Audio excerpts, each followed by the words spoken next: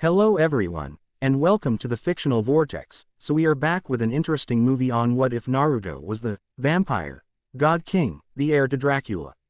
And the Hellsing Bloodline, Naruto x Integra Hellsing, Hellsing Ultimate. But before we start, I just want to remind you to please subscribe to my channel and hit the like button if you enjoy my content.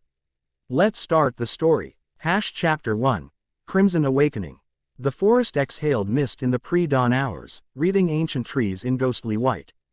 22-year-old Naruto Uzumaki moved like a shadow through the undergrowth, his footfalls making less noise than falling leaves. 6 years as an Anbu captain had refined his once brash movements to lethal precision. The orange jumpsuit of his yacht H had long since been replaced by standard-issue armor overlaid with a custom black cloak bearing red spiral patterns, a subtle homage to his Uzumaki heritage. 27 people had vanished from border villages in the past month. No bodies, no witnesses, no pattern except proximity to the territorial boundary separating the hidden continent from the outside world. The Hokage had assigned him this mission personally, away from his usual squad. "Something doesn't feel right about this one," Tsunade had said, amber eyes narrowed with concern. "I need someone who can think beyond standard protocols." Naruto had accepted without question.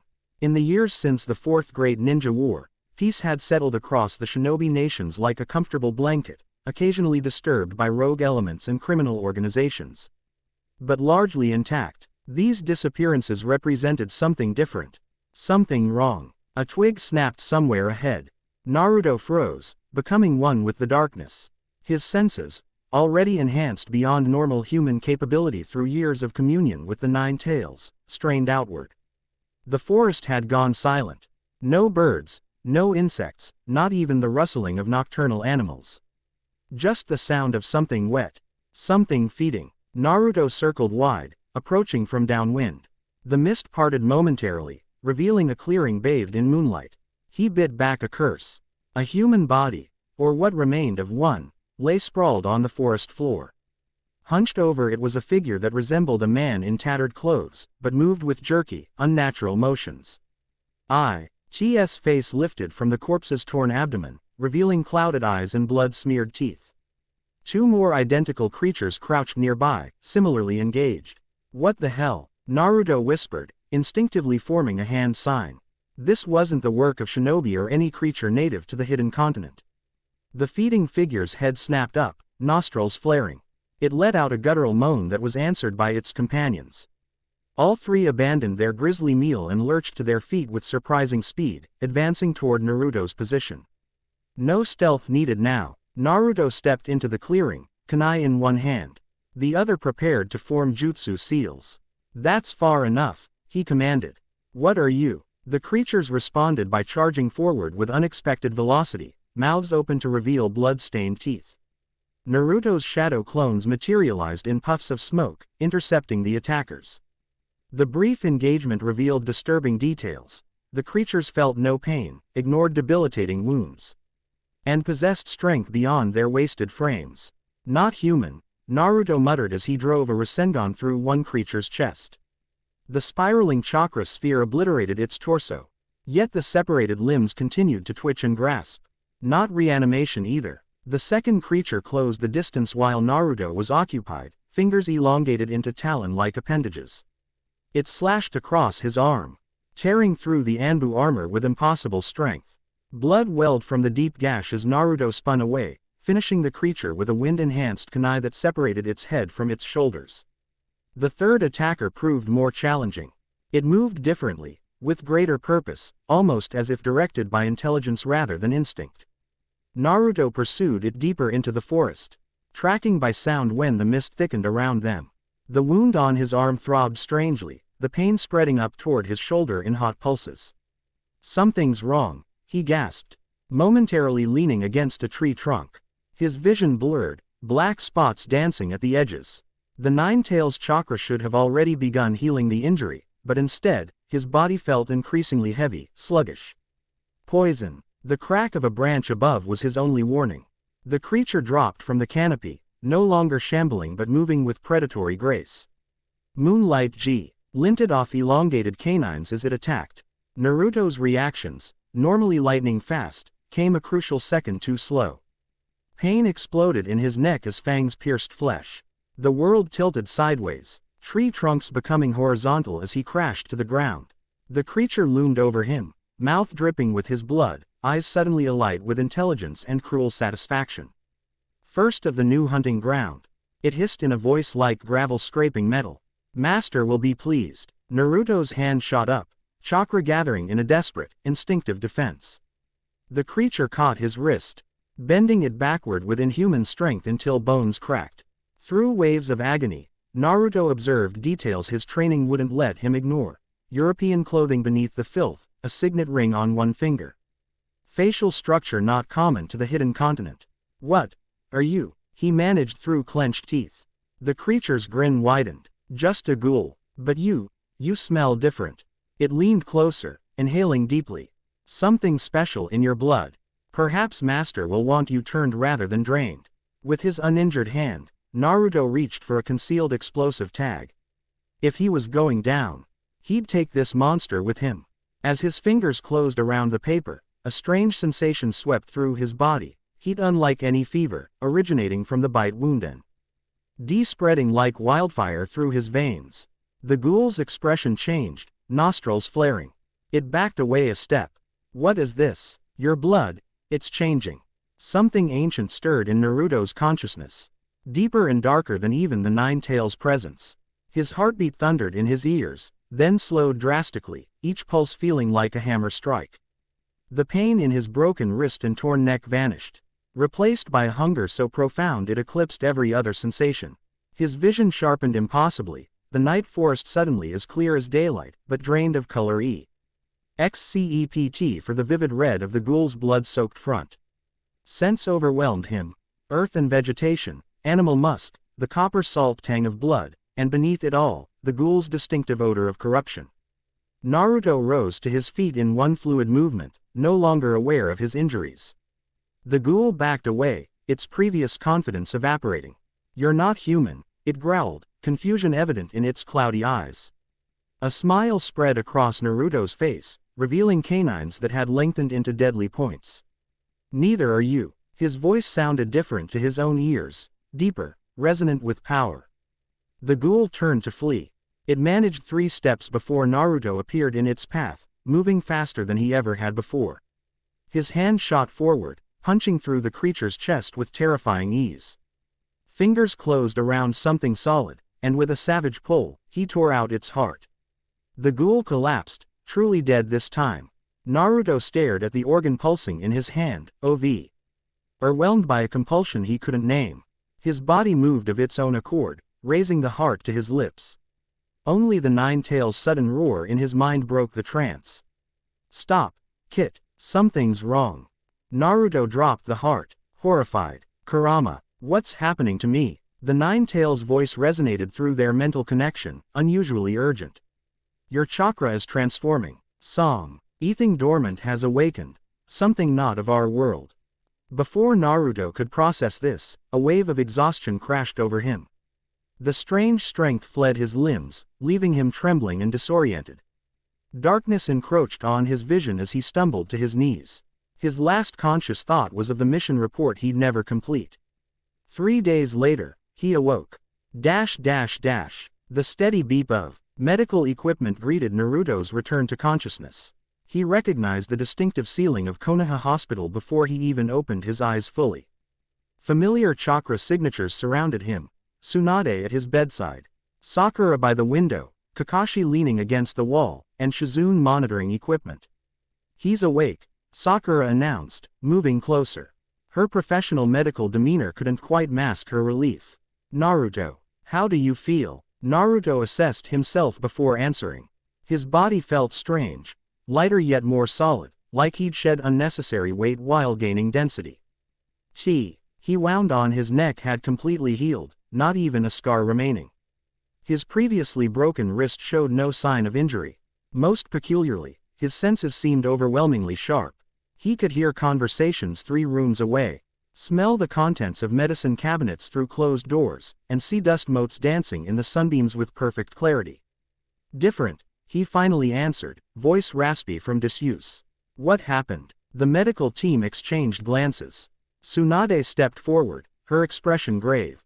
We were hoping you could tell us. A border patrol found you unconscious 4 kilometers from the last known disappearance site. You've been in a coma for 3 days, during which your body has undergone changes we can't explain. Naruto attempted to sit up. The movement, which hold have required effort after days of immobility, happened with effortless grace. There were creatures in the forest. Not human, but not reanimation jutsu either. They called themselves ghouls. Kakashi pushed away from the wall. Visible eye narrowed. Ghouls. Like from outside world mythology. I don't know, Naruto admitted. One bit me, and then. He trailed off, uncertain how to describe the transformation. Something happened. Kurama said my chakra was changing. Tsunade's expression tightened. That's consistent with our findings. Your chakra signature has altered significantly. And your blood work. She hesitated, uncharacteristically reluctant. Naruto, your blood contains elements we've never seen before. Cellular structures that aren't human, yet are perfectly integrated with your tissues. A heavy silence fell over the room. Naruto looked down at his hands, remembering how easily they had torn through the ghoul's chest. Am I dangerous? That depends, Tsunade answered bluntly. Can you control whatever this is? Before Naruto could respond, the door opened to admit Shikamaru Nara, carrying a sealed scroll marked with the Hokage's personal symbol. Sorry to interrupt, he said, though his expression suggested the opposite. But you need to see this immediately, Lady Tsunade. The Hokage accepted the scroll, breaking the seal with practiced fingers. As she read, her face paled visibly. Where did you find this? Hidden Archives. Section 4. Behind the False Wall. Shikamaru's gaze flicked to Naruto. It was keyed to activate if his blood chemistry changed in specific ways. The seal recognized the alert from the hospital system. Tsunade stared at the scroll a moment longer before looking up at Naruto, her expression unreadable.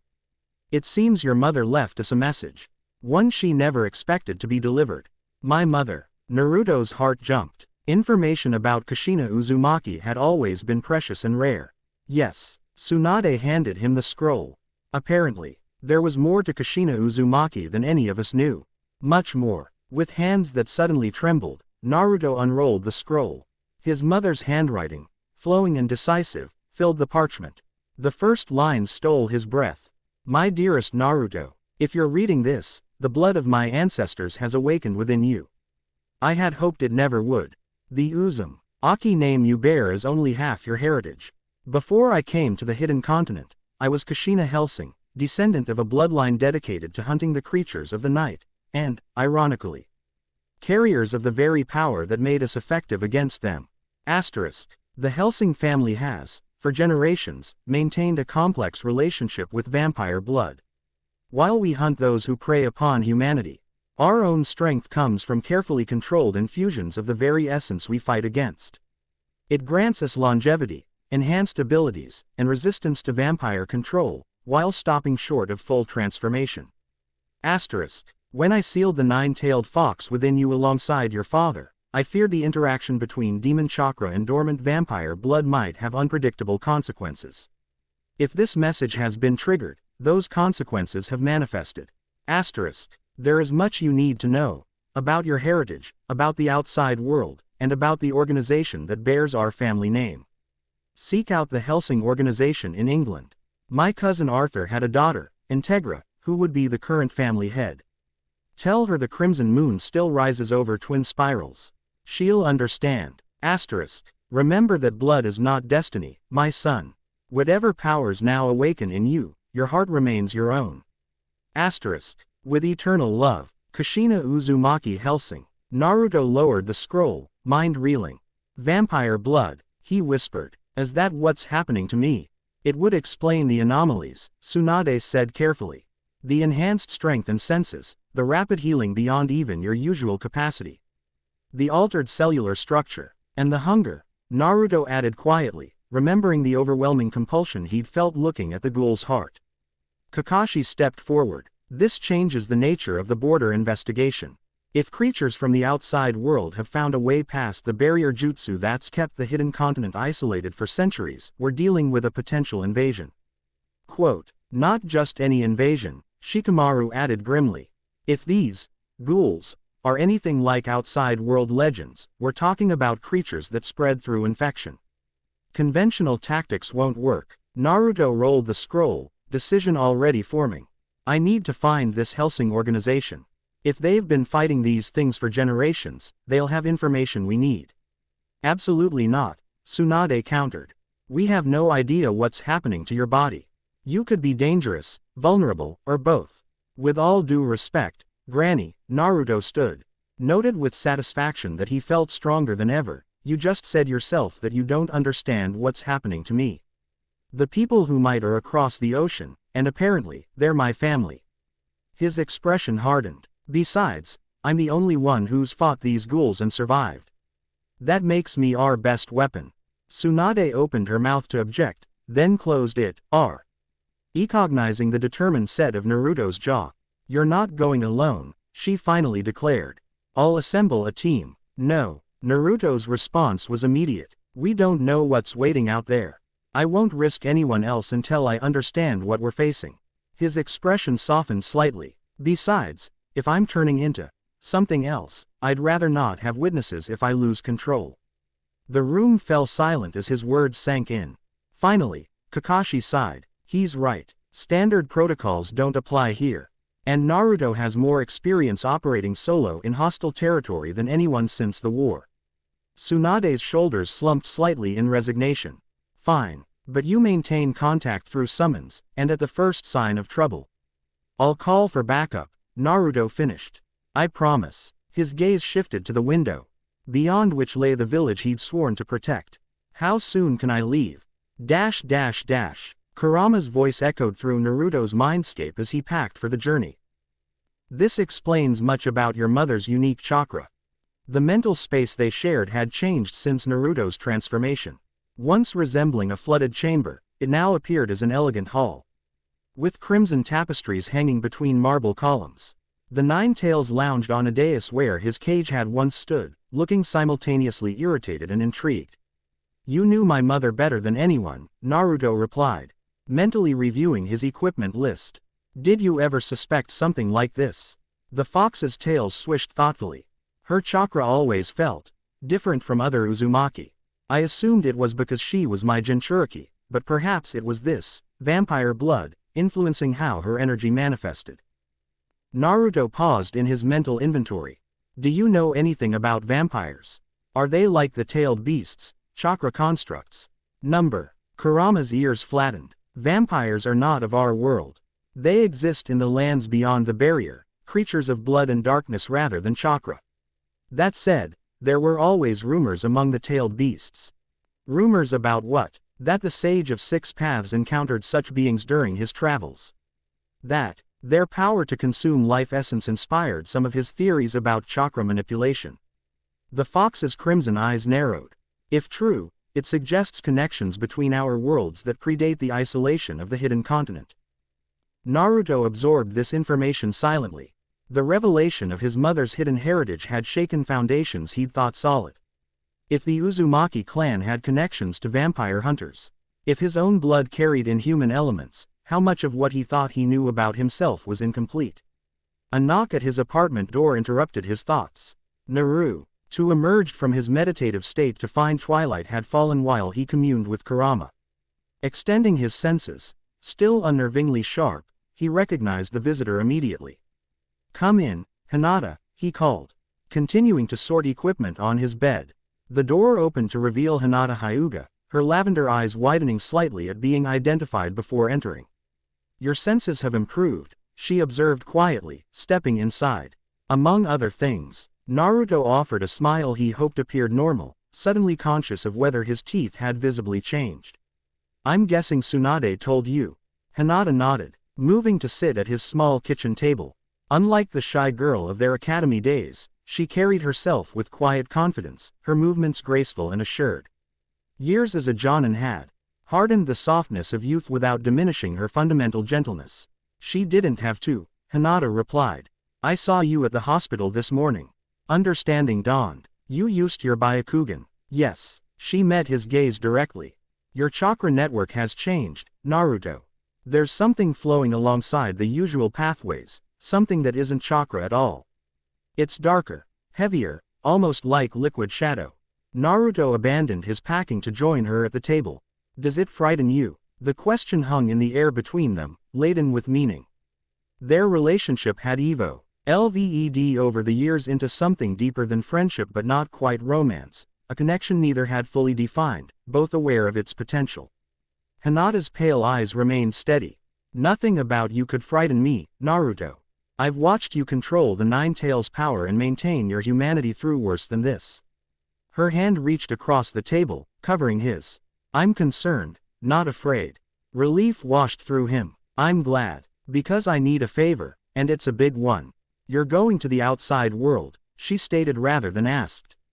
To find this Hellsing family. Yes. And while I'm gone, I need someone here I can trust absolutely. Someone who can see the truth of what's happening. He turned his hand beneath hers, grasping her fingers. If more of those creatures cross the border, if they start creating others like them, you'll be able to see the infection in their chakra systems before anyone else. Hinata's expression remained calm, but her grip tightened. You want me to be your eyes in Konoha.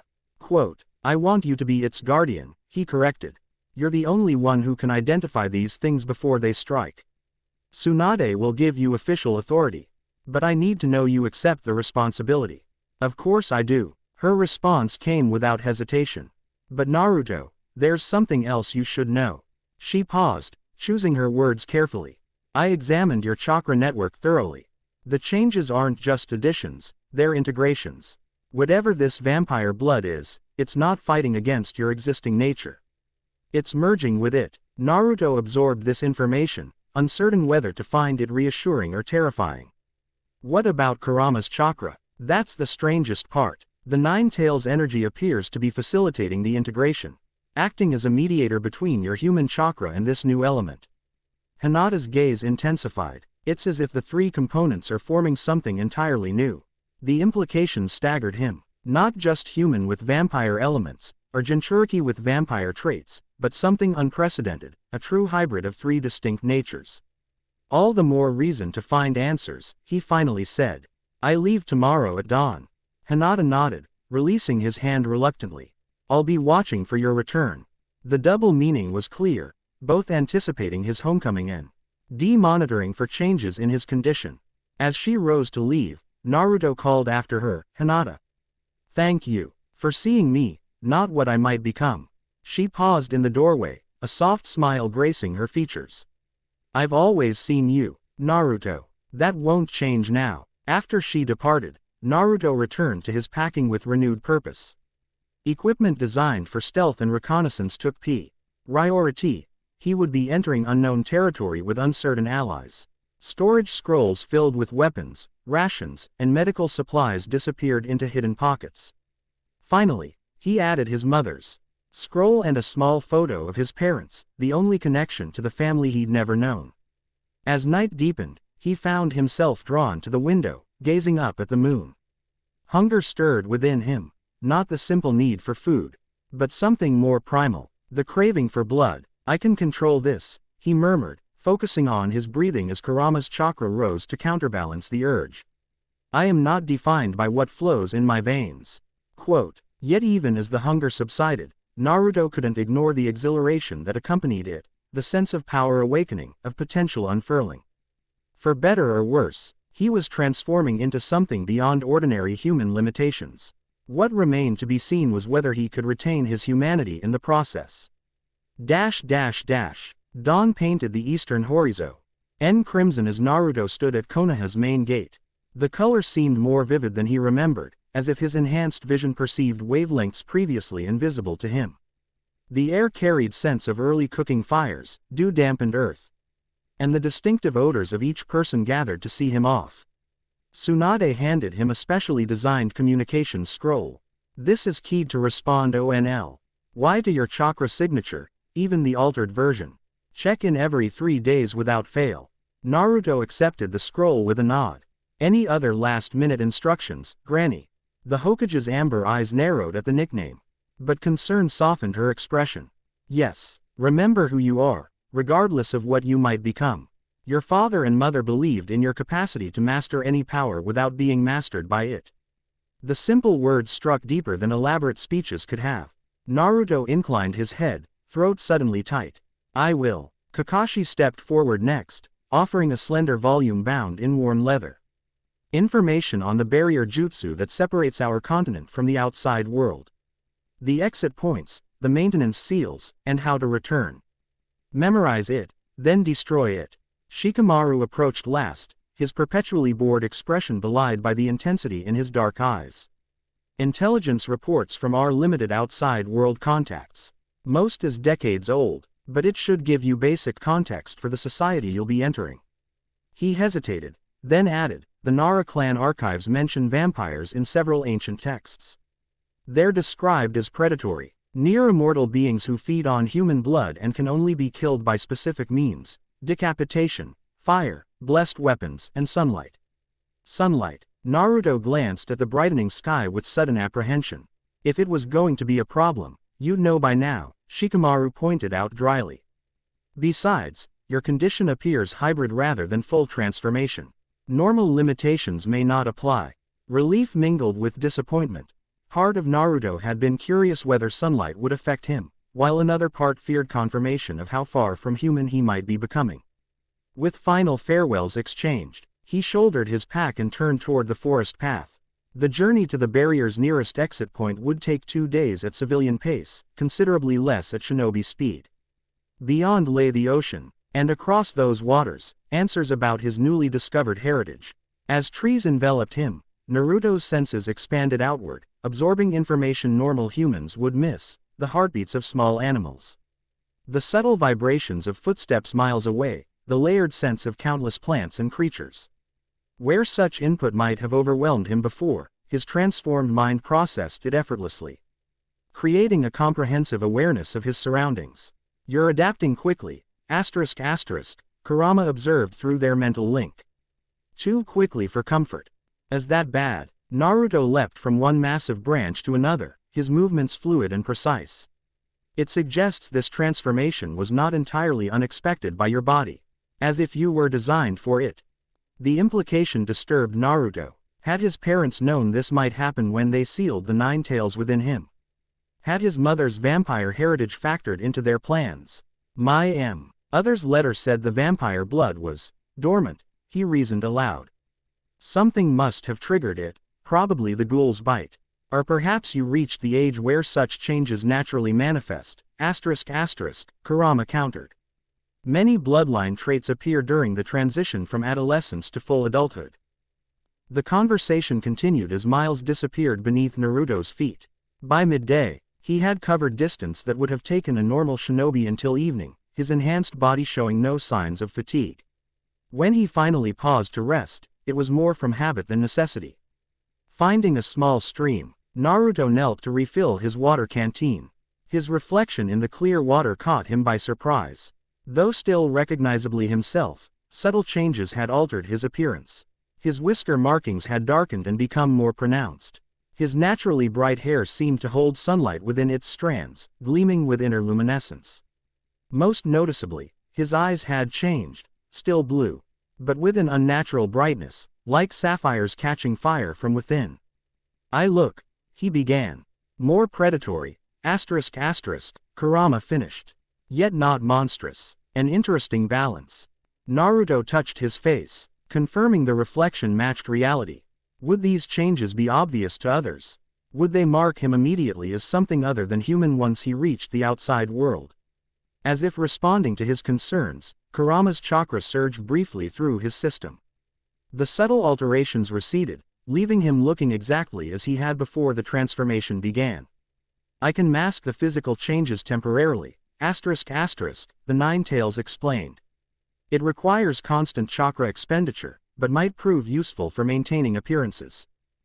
Thank you, Naruto said, genuinely grateful for the Fox's initiative. Their partnership had evolved considerably from the adversarial relationship of his youth. Rising, he continued his journey with renewed determination. By nightfall, he had reached the halfway point to the barrier exit, a distance that should have taken a full day. Rather than stopping to make camp, he pressed on, discovering that darkness presented no impediment to his enhanced vision. The hunger returned as midnight approached, stronger this time, a hollowness that ordinary food couldn't satisfy. Naruto fought it down, focusing on the mission, on his identity beyond the physical needs now asserting themselves. When the craving grew too intense, he resorted to soldier pills, their concentrated chakra providing temporary distraction if not true satiation.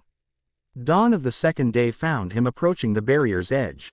According to Kakashi's book, the exit point was disguised as an abandoned shrine nestled between two distinctive mountain peaks.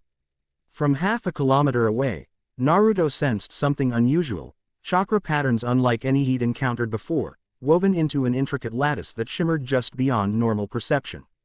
The shrine itself appeared unremarkable: weathered stone, faded paper talismans, offerings long since crumbled to dust. Only when Naruto stepped through the Torii gate did the true nature of the place reveal itself. Seals activated, illuminating complex patterns carved into every surface. The air between the gate pillars shimmered like heat haze, distorting the view beyond. Following the instructions in Kakashi's book, Naruto performed a precise sequence of hand signs, channeling chakra into the main shrine altar. The shimmer intensified, spreading outward until it formed a translucent wall across the entire shrine grounds.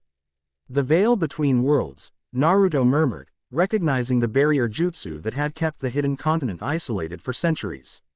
Its creation had been a joint effort by all 5 great nations following the era of the Sage of Six Paths, designed to protect the chakra-wielding societies from outside interference, and, perhaps, to protect the outside world from powers it couldn't comprehend. Now he would cross that boundary, the first shinobi to do so officially in generations. Taking a deep breath, Naruto stepped forward, pressing his palm against the shimmering barrier. It resisted briefly, then yielded like thick honey, allowing his hand to pass through. With determined stride, he pushed his entire body into the translucent wall. Sensation overwhelmed him, pressure against every inch of skin, the taste of ozone, a high-pitched tone that seemed to vibrate through his bones rather than his ears. For a timeless moment, Naruto existed between worlds, suspended in the barrier's complex energies. Then, abruptly, he was through, stumbling onto unfamiliar ground as the barrier sealed behind him with an audible snap. The landscape before him bore little resemblance to the forested mountains he'd left behind. Rocky cliffs dropped away to a gray-blue ocean stretching to the horizon. Wind carrying unfamiliar scents buffeted his face.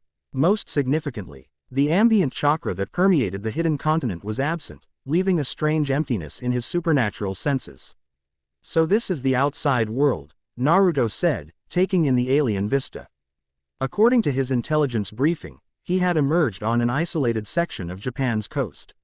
From here, he would need to make his way to Tokyo without attracting undue attention, then secure passage to England. A formidable journey even without complications. As he mapped his route mentally, a new scent caught his attention: metallic, organic, unmistakable. Blood. Moving cautiously toward the odor's source, Naruto crested a small rise to find a disturbing scene. A small fishing boat had been dragged halfway up the rocky beach. Its sole occupant lay sprawled across the gunwales, throat torn open, body drained of blood. The kill was fresh, perhaps hours old. Ghouls, Naruto muttered, scanning the surroundings with all his enhanced senses. Nothing moved among the rocks, but the implications were clear. Whatever vampire activity had breached the hidden continent's borders had originated here, in the outside world. His mission had just gained new urgency. Finding the Hellsing organization wasn't merely about discovering his heritage or understanding his transformation, it was about stopping a threat that endangered both worlds. With grim determination, Naruto turned toward the distant lights of civilization. The first step of many on his journey to England, and to the family he never knew existed. The Tokyo skyline overwhelmed Naruto's enhanced senses. Countless lights blazed against the night sky, illuminating structures taller than Konoha's Hokage monument. Mechanical sounds, engines, electronics, the constant buzz of electricity, created a cacophony unlike anything in the hidden continent. Most disorienting were the smells: exhaust fumes, industrial chemicals, food from 1,000 restaurants, and the collective scent of millions of humans packed into dense urban spaces. How do people live like this? He muttered, crouching on a rooftop overlooking the sprawling metropolis. The journey from the coastal exit point had taken less than a day, his sup.er natural speed allowing him to avoid roads and detection. They don't have your senses, asterisk asterisk, Kurama reminded him. To them, this is merely background noise. Naruto nodded, focusing on filtering the sensory input. According to his intelligence brief, Tokyo housed one of the few outside world contacts maintained by the hidden continent, an import-export business serving as cover for an information relay point. If it still existed after years of minimal contact, it would provide him with documentation, currency, and transportation to England. Finding the location proved challenging despite his sensory advantages. Tokyo's complex street layout confused his directional instincts, and the Japanese language, while similar to that spoken in the hidden continent, had evolved differently. King signs and conversations not immediately comprehensible. Eventually, Naruto located the nondescript building in the Akihabara district. Spiral Enterprises, read the faded sign, the spiral symbol, subtly reminiscent of the Uzumaki clan crest. Approaching cautiously, he detected no obvious surveillance or security beyond ordinary locks, either a sign of excellent camouflage or indication that the outpost had been abandoned. Rather than use the front entrance, Naruto scaled the building's exterior, locating a rooftop access door secured with both conventional locks and chakra-sensitive seals. The latter confirmed this was indeed a hidden continent outpost, and still active. Biting his thumb to draw blood, he traced a specific pattern across the seal matrix. The characters glowed briefly before fading, allowing him to open the door without triggering alarms. Inside, a short stairwell led to a sparse apartment furnished in traditional Japanese style, with one wall covered in modern communications equipment. "Hello," Naruto called softly, extending his senses through the space. "I come from Konoha, authorized by the Hokage."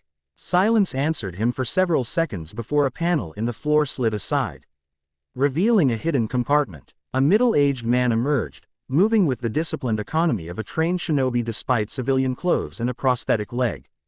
"Identification," he demanded, hand hovering near what Naruto assumed was a concealed weapon. Naruto produced a specialized scroll bearing Tsunade's official seal. The man examined it thoroughly before his posture relaxed marginally.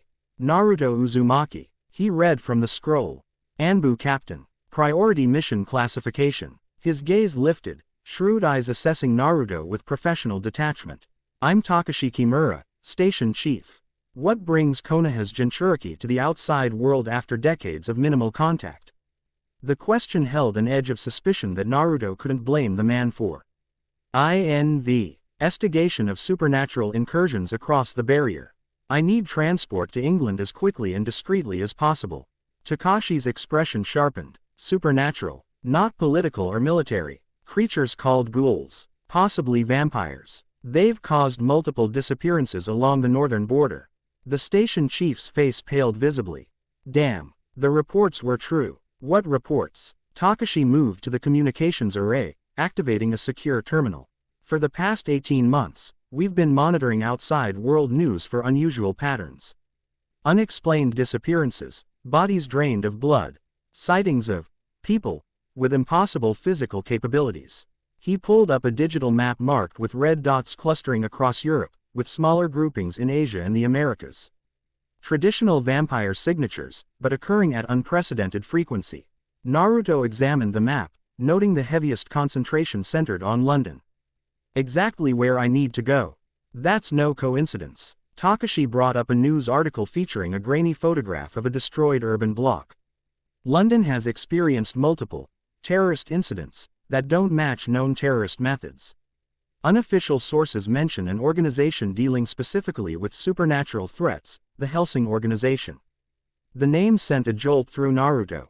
"That's my destination. I have reason to believe they possess information critical to understanding what's happening." Takashi studied him silently for a moment. "This isn't just an investigation mission, is it?" "No," Naruto admitted. "It's also personal. My mother was apparently connected to this organization before coming to the hidden continent." Understanding dawned in the older man's eyes. Kushina Uzumaki. There were always rumors about her mysterious appearance in Konoha. He shook his head slightly. "I can arrange transport, Private charter to London, arriving by tomorrow evening local time. Documentation won't be a problem. We maintain current generation identification packages for emergency deployment. Thank you, Naruto said sincerely. Don't thank me yet, Takashi cautioned. If you're heading into vampire territory, you're walking into a war zone. The outside world has changed since our last major intelligence update. Technology has advanced significantly, political alignments have shifted, and if these supernatural incidents are as widespread as our data suggests, you're facing threats unlike anything in the 5 great nations. I've fought in one war already, Naruto replied evenly. And I'm not exactly standard shinobi anymore. Quote, Takashi's eyebrow raised questioningly. Let's just say I've developed a personal connection to the investigation, Naruto explained, allowing his eyes to briefly flash their new, unnatural brightness. The station chief took an involuntary step backward. I see. He recovered quickly, professionalism reasserting itself. In that case, you'll need special IZED equipment along with standard documentation. Over the next hour, Takashi provided Naruto with everything he would need to navigate the outside world, passport and identification listing him as a Japanese national named Naruto Uzumaki, the simplest cover requiring minimal acting, credit cards linked to Spiral Enterprises accounts, a smartphone with secure communications protocols, clothing appropriate for England, and a comprehensive briefing on outside world customs and technology. The charter flight leaves in 4 hours, Takashi concluded. Until then, I suggest you rest and prepare. Once you're in London, you're largely on your own. Our resources in Europe are minimal. Naruto nodded, already mentally reviewing his approach strategy. One last question. Has the Hellsing organization made any effort to contact the hidden continent directly? If they're fighting these creatures, they must have tracked the incursion to the barrier. Not that we're aware of, Takashi answered. But our monitoring capability is limited. It's possible they've been investigating without our knowledge. He paused, expression turning grave. Be careful, Uzumaki. The outside world has its own power structures and dangers. Even with your abilities, you're entering unknown territory. I understand, Naruto assured him, though inwardly, he wondered if anyone could truly understand what he was becoming, this hybrid being of human, Jinchuriki, and vampire. As he rested before his flight, Naruto reviewed his mother's scroll again, committing every word to memory. The phrase she'd instruct him to use with Integra Hellsing, the crimson moon still rises over twin spirals, clearly contained significance beyond its poetic phrasing. It suggested connection, continuity, shared heritage. For the first time since the mission began, Naruto allowed himself to contemplate the personal implications. He had family in the outside world, distant cousins, perhaps, but blood relations nonetheless. After growing up alone, the concept both attracted and unsettled him. Will they accept what I am? He wondered aloud. Whatever that might be. Kurama, who had remained unusually quiet since their arrival in Tokyo, finally responded. If they hunt vampires while carrying vampire blood themselves, they understand duality. Whether that makes them more likely to accept you or more dangerous to you remains to be seen. The Nine-Tails' pragmatism, as always, cut through emotional confusion to the practical concern. Naruto acknowledged the point with a mental nod. His reception at the Hellsing organization could range from welcome to hostility, with no way to predict which until he arrived. What mattered was finding answers, about the threat to both worlds, about his transformation, and about the mother whose secrets were only now revealing themselves. With that determination foremost in his mind, Naruto prepared for the next stage of his journey, unaware that across the ocean, powers both human and inhuman were already taking notice of his approach. Interesting, Sir Integra Fairbrook Wingett's Hellsing murmured, studying the report on her desk. Slender fingers tapped a cigarette against a silver ashtray as she reread the intelligence summary. A Japanese national named Naruto Uzumaki chartered a private flight to London, departing Tokyo 4 hours ago. Passport newly issued but apparently legitimate.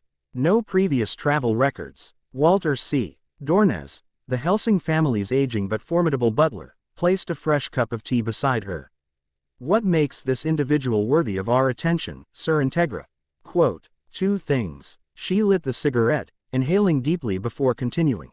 First, Our monitoring system flagged his name specifically. Uzumaki. Appears on the Ancestral Registry, a branch family that supposedly died out decades ago. And the second, Integra tapped the satellite photograph accompanying the report. This was taken as he boarded his charter flight. Thermal imaging shows a body temperature significantly below human norm, yet he moves in daylight without apparent discomfort. Walter leaned closer, examining the image. Not a true vampire, then. Perhaps Dampier, perhaps. Integra's ice blue eyes narrowed behind round glasses. But there's more. The charter was arranged through Spiral Enterprises, a company long suspected as a front for the hidden continent's interests in the outside world. The butler's eternally composed expression showed a flicker of surprise. The barrier has stood for centuries. If someone has crossed it, it would explain the incursion of ghouls into previously untouched territory, Integra finished. The question is whether this Uzumaki is investigating the breach or exploiting it. She tapped ash from her cigarette, decision formed. When his flight lands, have him followed but not approached. I want to see where he goes, what he does. If he seeks us out, as I suspect he might, we'll be prepared. And Alucard? Walter inquired delicately. Should he be informed? Integra's expression hardened. Not yet. Alucard's interest in the hidden continent has always been excessive. I prefer to assess this situation myself before involving him. As Walter bowed and departed, Integra returned her attention to the dossier. Something about the name Uzumaki tugged at memories, conversations overheard in her youth. Her father mentioning a distant relative who had ventured beyond their normal operational territories and never returned. Kushina, she whispered, the name surfacing from childhood recollections. Could it be? The pieces were aligning too perfectly to be coincidence. Vampire incursions across a supposedly impenetrable barrier, a mysterious visitor with an ancestral name and abnormal physiology. The timing aligning with escalated millennium activity worldwide. Whatever game was unfolding, Integra intended to control the board, or at least understand the moves before committing her organization's resources. The Hellsing family had defended humanity against supernatural threats for generations. They would not fail now, even as the nature of those threats evolved in unexpected ways. Outside her window, London sprawled in evening mist, unaware of the forces gathering within and beyond its boundaries. Somewhere over the Atlantic, an aircraft carried Naruto Uzumaki toward this confluence of destinies. His very existence a bridge between separate worlds now drawing inexorably together. The game had begun. Chapter 1 End Chapter 2, Bloodlines converged. London materialized through wisps of early morning fog, a sprawling metropolis of architectural contradictions. Victorian spires jutted between glass-clad skyscrapers while ancient stone bridges spanned the Thames, whose waters reflected centuries of human ambition. The private jet touched down at a small airfield outside the city proper, an arrangement that had cost extra but ensured minimal documentation and questioning. Naruto stepped onto English soil with senses immediately overwhelmed. The ambient sense differed dramatically from both Konoha and Tokyo, coal smoke lingering in brickwork, diesel exhaust. The distinctive minerality of Thames water, and beneath it all, the accumulated odors of 8 million humans living in dense proximity. Sound layered differently too, traffic created a constant background rumble punctuated by the unique timbre of British engines and voices calling in accents his ear found initially challenging to decipher. So this is England, he murmured, adjusting the collar of his dark blazer. The outside world clothing felt simultaneously constraining and inadequate compared to his customary shinobi attire. No weapon pouches, no armor beneath the fabric, just ordinary garments offering neither protection nor tactical advantage.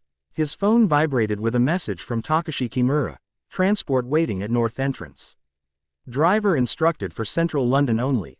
No contact established with target organization as requested. Asterisk. A sleek black car idled where promised, its driver a middle-aged man who acknowledged Naruto with nothing more than a professional nod. As they pulled away from the airfield, Naruto focused on the passing landscape, memorizing routes and landmarks through the increasingly dense urban environment. This world feels empty, Kura observed through their mental connection. No ambient chakra, no natural energy patterns as we understand them. Yet something sustains the creatures we're hunting, Naruto replied silently. Some power exists here, Even if it's different from what we know. Asterisk. The Nine-Tails rumbled thoughtfully. Perhaps that's why your mother traveled here originally, to investigate energy that isn't chakra but could interact with it.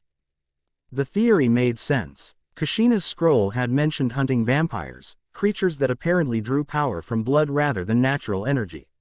If the Uzumaki clan's famous vitality and the Hellsing family's vampire hunting abilities shared common origins, the connection warranted investigation. London proper enveloped them in its labyrinthine streets, Centuries old thoroughfares never designed for modern traffic now accommodating endless streams of vehicles.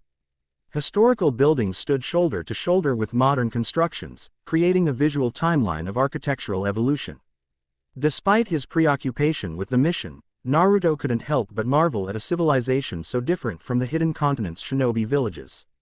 "Where would you like to be dropped, sir?" the driver eventually asked, breaking the extended silence. Naruto consulted his phone's map application. "Trafalgar Square, please. A public location with multiple exit routes and clear sightlines, a sensible starting point for someone who anticipated being watched." Because Naruto harbored no illusions, if the Hellsing organization was as formidable as his mother's letter suggested, they likely already knew of his arrival. The driver deposited him near the iconic Fountain Plaza without commentary. Naruto paid the fare with his newly acquired credit card. N stood observing the square's morning bustle, tourists photographing Nelson's column, locals hurrying to work, pigeons swarming anyone who appeared likely to offer food. Ordinarily, such a crowd would provide excellent concealment. With his enhanced senses, however, Naruto detected surveillance almost immediately. Two individuals, positioned at opposite ends of the square. One male, one female. Both radiating the hyper-aware stillness that marked trained operatives. Their clothing and apparent activities, reading a newspaper, photographing monuments, provided superficial cover, but their focused attention betrayed their true purpose. Naruto suppressed a smile. Rather than evade the surveillance, he decided on directness.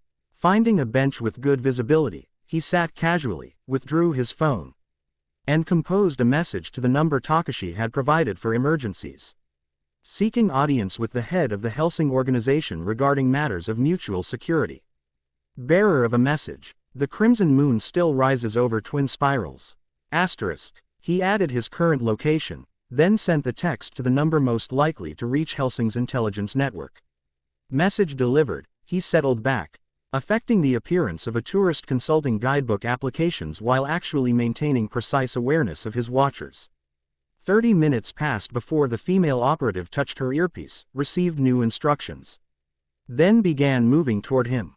She approached with professional confidence, her attire, a tailored charcoal suit, suggesting government or private security rather than police. "Mr. Uzumaki," she stated rather than asked, stopping a precise 2 meters from his position. "My employer would like to speak with you. A car is waiting." Naruto assessed her briefly, early 30s. Military bearing beneath civilian clothes, concealed sidearm beneath her left arm, enhanced strength suggesting something beyond ordinary human capability. Not vampire, but not entirely normal either. "Your employer has a name?" he inquired, already standing. "Sir Integra Wingate's Hellsing," the woman replied without inflection. Head of the Hellsing organization. The formal title caught Naruto by surprise, though he concealed his reaction. "Then I'd be delighted to meet her." The operative led him to a vintage Rolls-Royce waiting at the square's edge, its black exterior polished to mirror brightness. The rear door opened as they approached, though no one was visible inside. After the briefest hesitation, Naruto entered, finding himself alone in a luxurious leather-upholstered compartment. The operative did not join him, instead nodding once before closing the door. As the car pulled smoothly into traffic, Naruto examined his surroundings. Bulletproof GLA-SS separated the passenger compartment from the driver, an elderly man whose reflection in the rearview mirror revealed surprising alertness in aged eyes. More interesting was the vehicle itself, which Naruto's enhanced senses revealed to be heavily modified beneath its classic exterior. The subtle hum of advanced electronics, the faint scent of specialized metals and composites, the unusual thick N.S. of the doors, all indicated a vehicle designed for security beyond what its vintage appearance suggested. I assume you found London to your liking, Mr. Uzumaki. The elderly driver's voice emerged from concealed speakers. Cultured British tones carrying polite interest. What I've seen of it, Naruto replied carefully. Though I'm here on business rather than tourism. Indeed. A pause. My name is Walter C. Dornez, retainer to the Hellsing family. Sir Integra was most intrigued by your message. The measured conversation continued as they left central London, moving toward the city's outskirts. Walter revealed nothing of substance while extracting minor details about Naruto's journey, information anyone could have gathered from travel records. It was a practiced intelligence-gathering technique, establishing baseline knowledge while assessing the subject's willingness to communicate. Naruto participated with equal precision, neither concealing public information nor volunteering anything significant. Through the tinted windows, he observed their route leaving urban density for increasingly pastoral landscapes. Finally, massive wrought iron gates appeared ahead, opening automatically as they approached. The Hellsing estate sprawled across hectares of immaculately maintained grounds. At its center stood a Victorian mansion of imposing proportions, its Gothic architecture lending an appropriately ominous atmosphere. Stone gargoyles perched along the roofline, their snarling visages overlooking carefully manicured gardens and a circular drive where the Rolls-Royce eventually stopped. Walter emerged with surprising agility for his apparent age, opening Naruto's door with a slight bow. Welcome to the Hellsing Organization headquarters, Mr. Uzumaki. Sir Integra is expecting you. The mansion's interior matched its exterior in grandeur. Vaulted ceilings, wood-paneled walls adorned with portraits and weaponry, marble floors covered by antique carpets where footsteps fell in hushed whispers. Security measures were less obvious but omnipresent.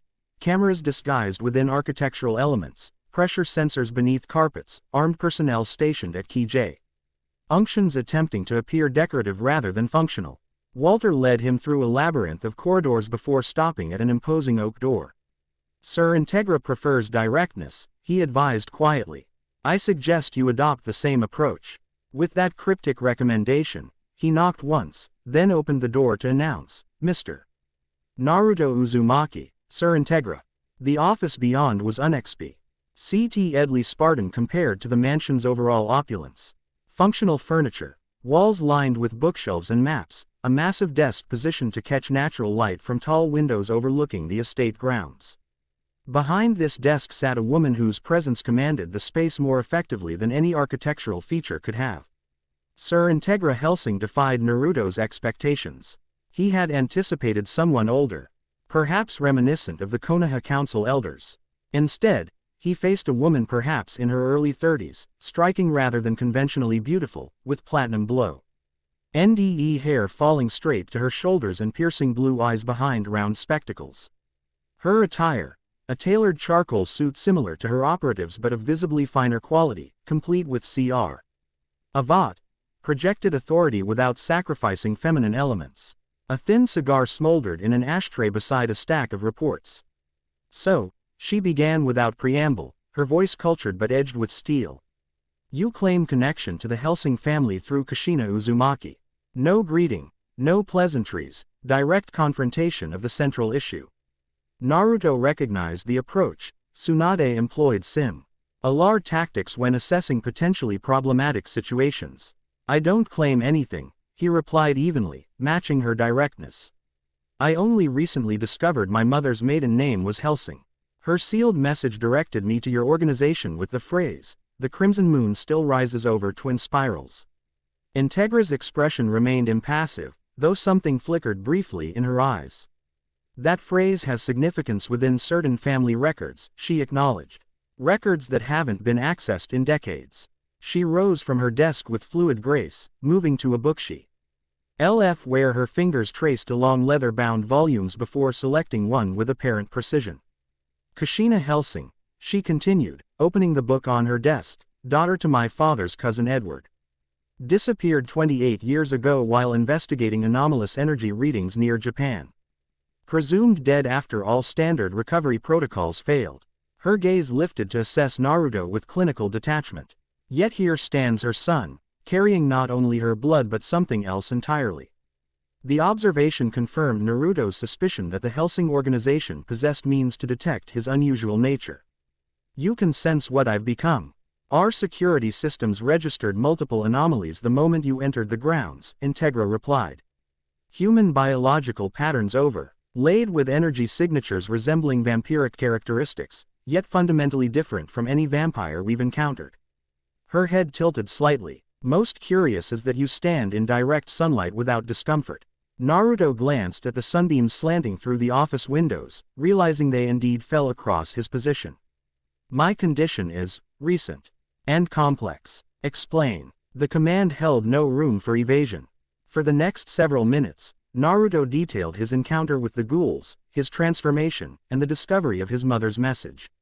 Throughout his explanation, Integra remained motionless, her expression revealing nothing while her eyes missed nothing. You describe a ghoul incursion across a barrier that supposedly isolates your hidden continent from the outside world. She summarized when he finished. Then a transformation triggered by infection, yet fundamentally different from standard vampirism due to your unusual heritage and this Nine-Tails entity sealed within you. Naruto nodded, impressed by her immediate grasp of complex information. That's why I sought the Hellsing organization. You're the experts on vampires, and apparently, my mother's family. Indeed. Integra returned to her chair, extracting a fresh cigar from a silver case on her desk. Walter materialized silently to light it for her, then retreated to a position near the door. What remains unclear is why these creatures targeted your isolated territory now, after centuries of separation. I was hoping you might have insights, Naruto admitted. The timing seems deliberate rather than coincidental. Integra exhaled a precise stream of smoke. Perhaps. Our intelligence indicates escalating vampire activity worldwide over the past 18 months. An organization called Millennium appears to be coordinating previously disparate elements toward unknown objectives. She tapped Ash deliberately. If they've discovered how to breach your barrier, they might be seeking power sources or abilities unique to your shinobi cultures. The assessment aligned with Naruto's own suspicions. Then our interests converge. I need information about vampires and why Mother's connection to your organization. You need information about the hidden continent and the barrier protecting it. A reasonable observation, Integra acknowledged. However, trust requires verification. You claim extraordinary abilities resulting from your unique condition. I would see demonstration before committing Hellsing resources. Before Naruto could respond, Walter cleared his throat discreetly. Perhaps Miss Victoria could supervise such a demonstration. Her experience would provide valuable context. Integra considered this briefly before nodding. An excellent suggestion. Arrange it immediately. As Walter departed on this errand, Naruto detected subtle tension in Integra's posture despite her outward composure. There's something you're not telling me, he observed. A faint smile, more acknowledgement than amusement, crossed her features. Many things, Mr. Uzumaki. As I'm certain there are details you've withheld from me. Trust, as mentioned, develops gradually. She drew on her cigar. However, one matter bears immediate disclosure. Your mother wasn't merely investigating anomalous energies when she disappeared. She was hunting a vampire we believed had established operations in Japan, a particularly ancient and dangerous specimen with interest in powers beyond conventional limits. And you think this vampire found the hidden continent instead? It's a working hypothesis, Integra replied, one that might explain why Kushina never returned, why she established a new identity there, and possibly why Millennium now targets that region. The implications settled heavily between them. If Kushina had pursued a vampire to the hidden continent, if that creature had somehow remained hidden there for decades, the current incursions might represent not invasion but return, creatures following familiar paths back to outside world masters. Their contemplation was interrupted by a knock at the door. Walter returned accompanied by a young woman whose appearance immediately captured Naruto's attention. She stood perhaps 20 centimeters shorter than him, with short, spiky blonde hair framing a face that combined youthful softness with unmistakable determination. Her uniform, similar to a police outfit but modified with the Hellsing insignia, hugged athletic curves without sacrificing functionality. Most striking were her eyes, bright crimson, irises that instantly marked her as something beyond ordinary human. Sir Integra, she acknowledged with a slight but respectful nod. Her voice carried working-class British inflections, contrasting G sharply with Integra's aristocratic tones. Walter said you needed me for an evaluation. Indeed, Sarah's. Integra gestured toward Naruto. This is Naruto Uzumaki, son of Kushina Hellsing. He prays a NTS, a unique case that requires your particular perspective. Sarah's turned toward him, crimson eyes widening slightly as she apparently sensed what Integra's instruments had detected. You're not vampire, she stated with absolute certainty, but not entirely human either. Her head tilted, expression curious rather than hostile. Something in between, like me, but different. The directness reminded Naruto of Sakura, practical assessment without unnecessary elaboration. I'm still figuring it out myself, he admitted. Until recently, I was just a shinobi from the hidden continent. Shinobi, like actual ninjas. Enthusiasm briefly overtook professional demeanor. With throwing stars and everything.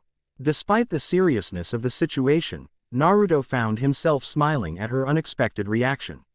Some of us, yes. Though our abilities go considerably beyond that. Fascinating as cultural exchange might be, Integra interrupted dryly, the immediate matter is evaluation. Sarah's, please escort Mr. Uzumaki to the training facilities and assess his capabilities. Walter will observe and record findings. The directive clearly ended their audience. As they exited Integra's office, Naruto sensed Sarah's curiosity practically radiating from her. Once they were several corridors away, she abandoned protocol. So you're really part of Sir Integra's family? She asked, walking beside him with natural ease. She didn't seem very, welcoming. Distant family, apparently, Naruto replied. And I'd be suspicious too, if someone appeared claiming relation while carrying vampire blood. Sarah's nodded thoughtfully. Fair point. When I first transformed, everyone except my master treated me like I might go berserk any second.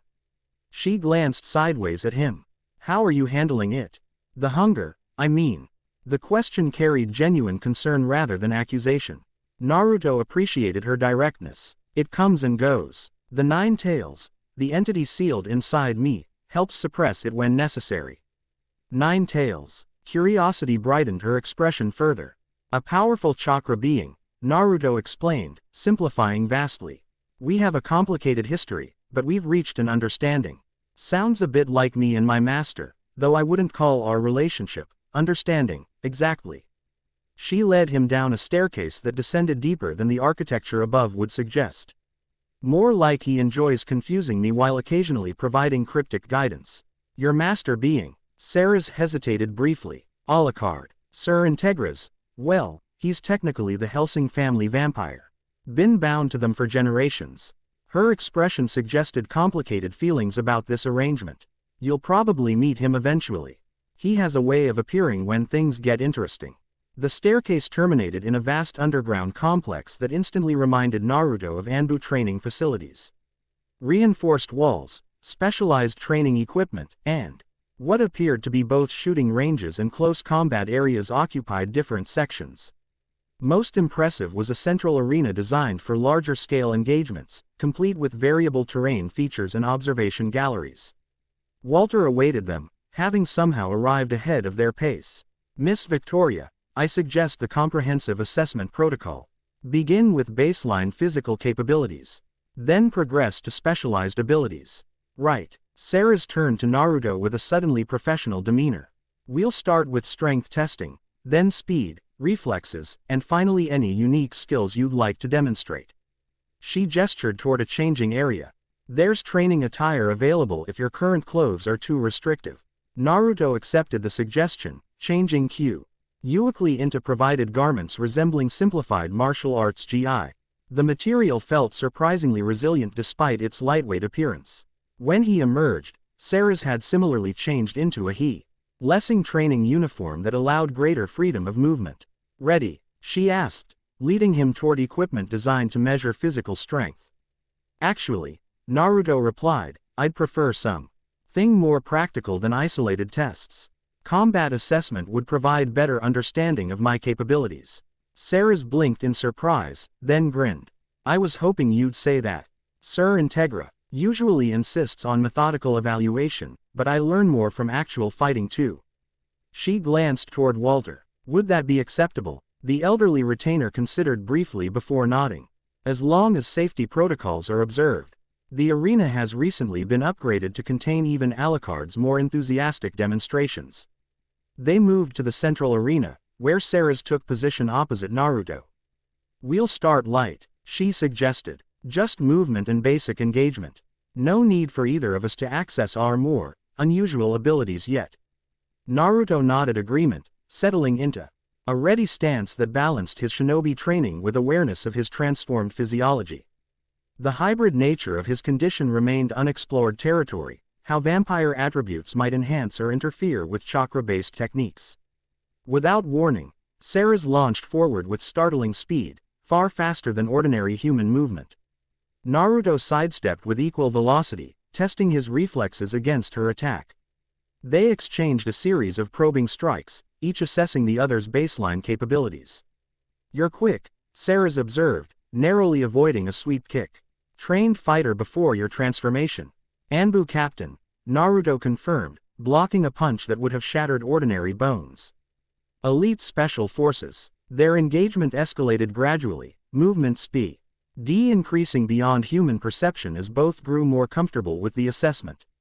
Naruto found himself impressed by Ceres's technical proficiency. Her style suggested police combat training overall. Aid with something more predatory and instinctual. His own approach similarly combined shinobi discipline with newly awakened predator instincts.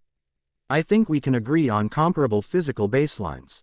Walter called from the observation area. Perhaps demonstration of specialized abilities would be informative. Ceres stepped back, rolling her shoulders. You first, she offered. Show me something from your shinobi training.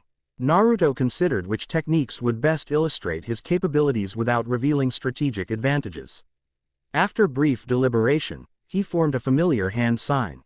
Shadow Clone Jutsu. Multiple puffs of smoke materialized around him, clearing to reveal 20 perfect copies of Naruto. Not illusions but physical duplicates, each possessing a fraction of his consciousness and capabilities. Ceres's jaw dropped. How are you doing that? It's not vampire ability. Chakra manipulation, Naruto explained as his clones demonstrated independent movement. Energy control techniques developed in the hidden continent. Each clone is solid, capable of independent action, and relays experience back to me when dispelled. Walter's composure cracked slightly, revealing genuine surprise. Most impressive. Is this replication limited to self-duplication? No, but transformation techniques are generally less combat effective. Naruto dispelled his clones, conserving energy. Your turn, he said to Ceres. The young woman hesitated, then nodded. Right, just don't freak out. Her right arm suddenly dissolved into writhing shadows, reforming as an amorphous mass that extended across the arena floor with impossible speed before solidifying into dozens of tendrils that could have immobilized multiple opponents simultaneously.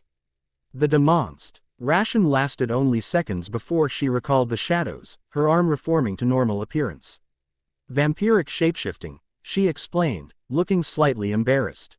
I'm still learning control. Fascinating. Naruto commented genuinely. Does it have limitations? Mass conservation generally, Walter interjected. Though even that restriction varies with blood consumption and vampiric maturity.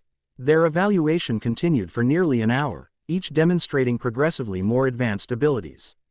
Naruto showed basic ninjutsu techniques, elemental manipulations, chakra-enhanced physical feats, sensory extensions. Ceres responded with vampire capabilities, enhanced strength, regeneration, limited telepathic projection.